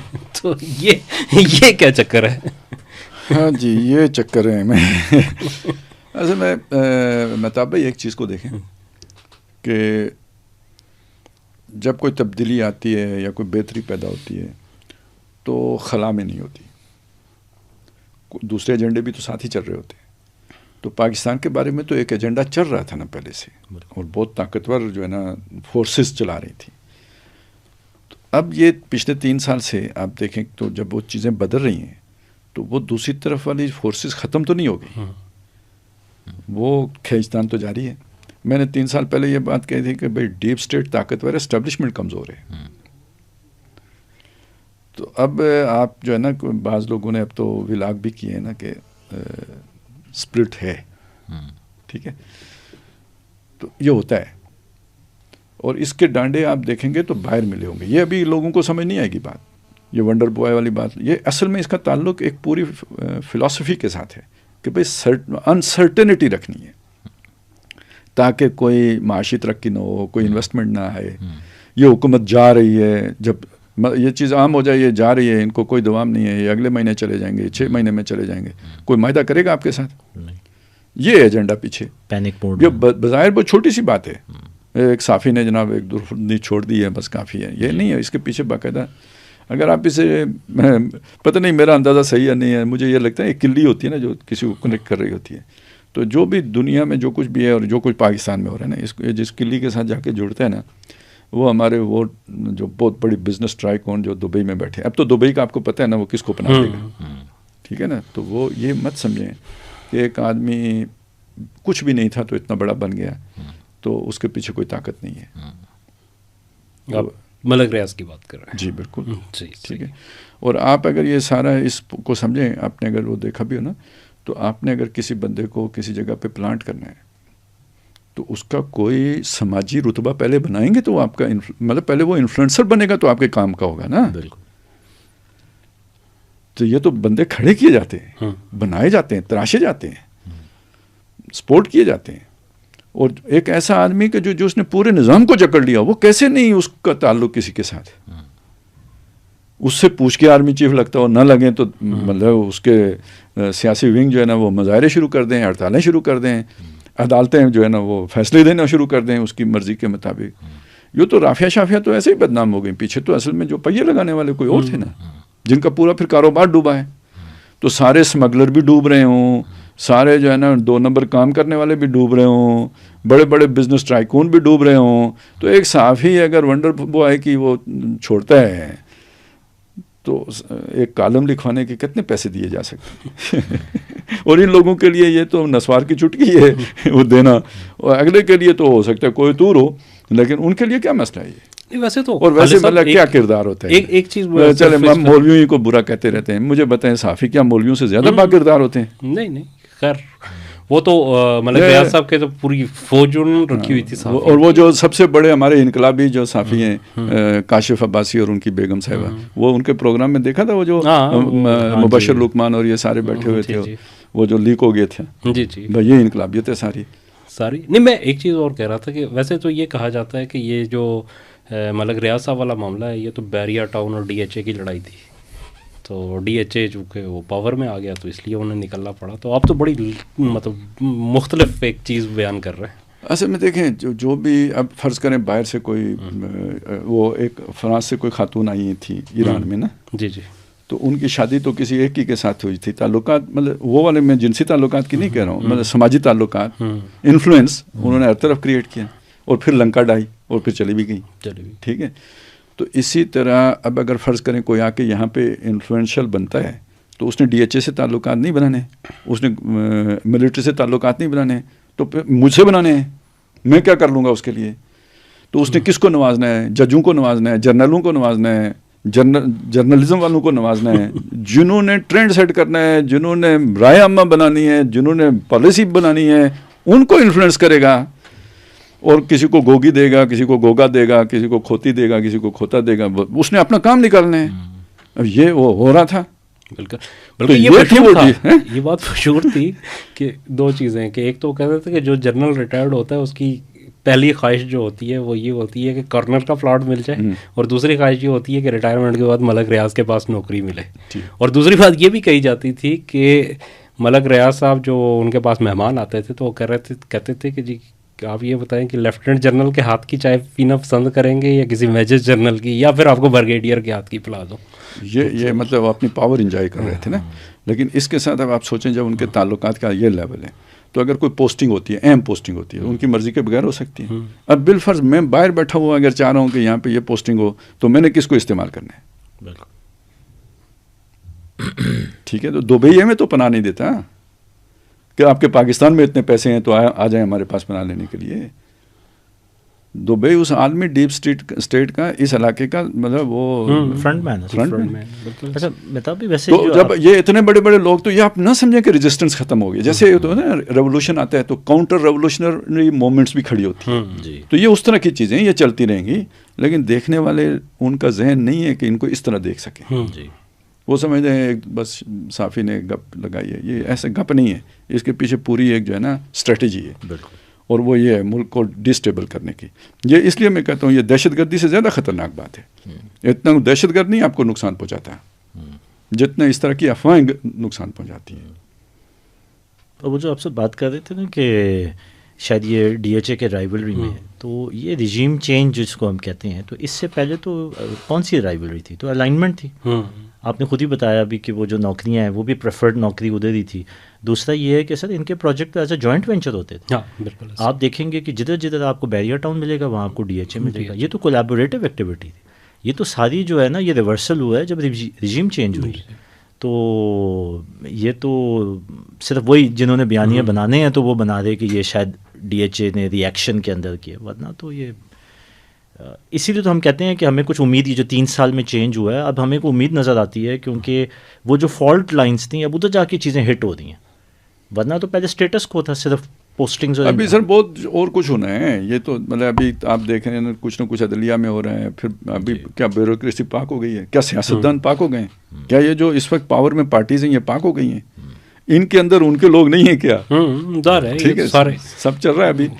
تو ابھی اس کے بغیر آپ چلائیں گے کیسے نظام؟ بالکل ٹھیک ہے. تو یہ ہوگا تو آہستہ آہستہ ہی, لیکن یہ کہ بہرحال پوائنٹ آؤٹ ہوتے رہنا چاہیے تب ہوگا, اس کے بغیر بالکل نہیں ہو سکتا. چلے ہماری تو یہ دعا ہے کہ اللہ کرے کہ وہ جو لوگ کر سکتے ہیں وہ سوچیں اس بارے میں. اور اس اصل میں مومن سادہ بھی ہوتا ہے نا, وہ سمجھتا ہے جس طرح میں پلان سوچتا ہوں اور بندہ پلان سوچتا ہے, اسی وجہ سے وہ مار کھا جاتا ہے. تو تھوڑا سا مطلب چلیں بندے کو شیطان بن کے بھی, شیطان کے جوتے میں پاؤں رکھ کے بھی سوچ لینا چاہیے, کوئی فرق نہیں پڑتا. تو اسی نوٹ کے ساتھ ہم اختتام کرتے ہیں آج کے پروگرام کا. اپنے فیڈ بیک سے آگاہ کیجیے گا اور انشاءاللہ حاضر ہوتے ہیں آئندہ کسی پروگرام میں. تب تک کے لیے اجازت دیجیے. اللہ حافظ.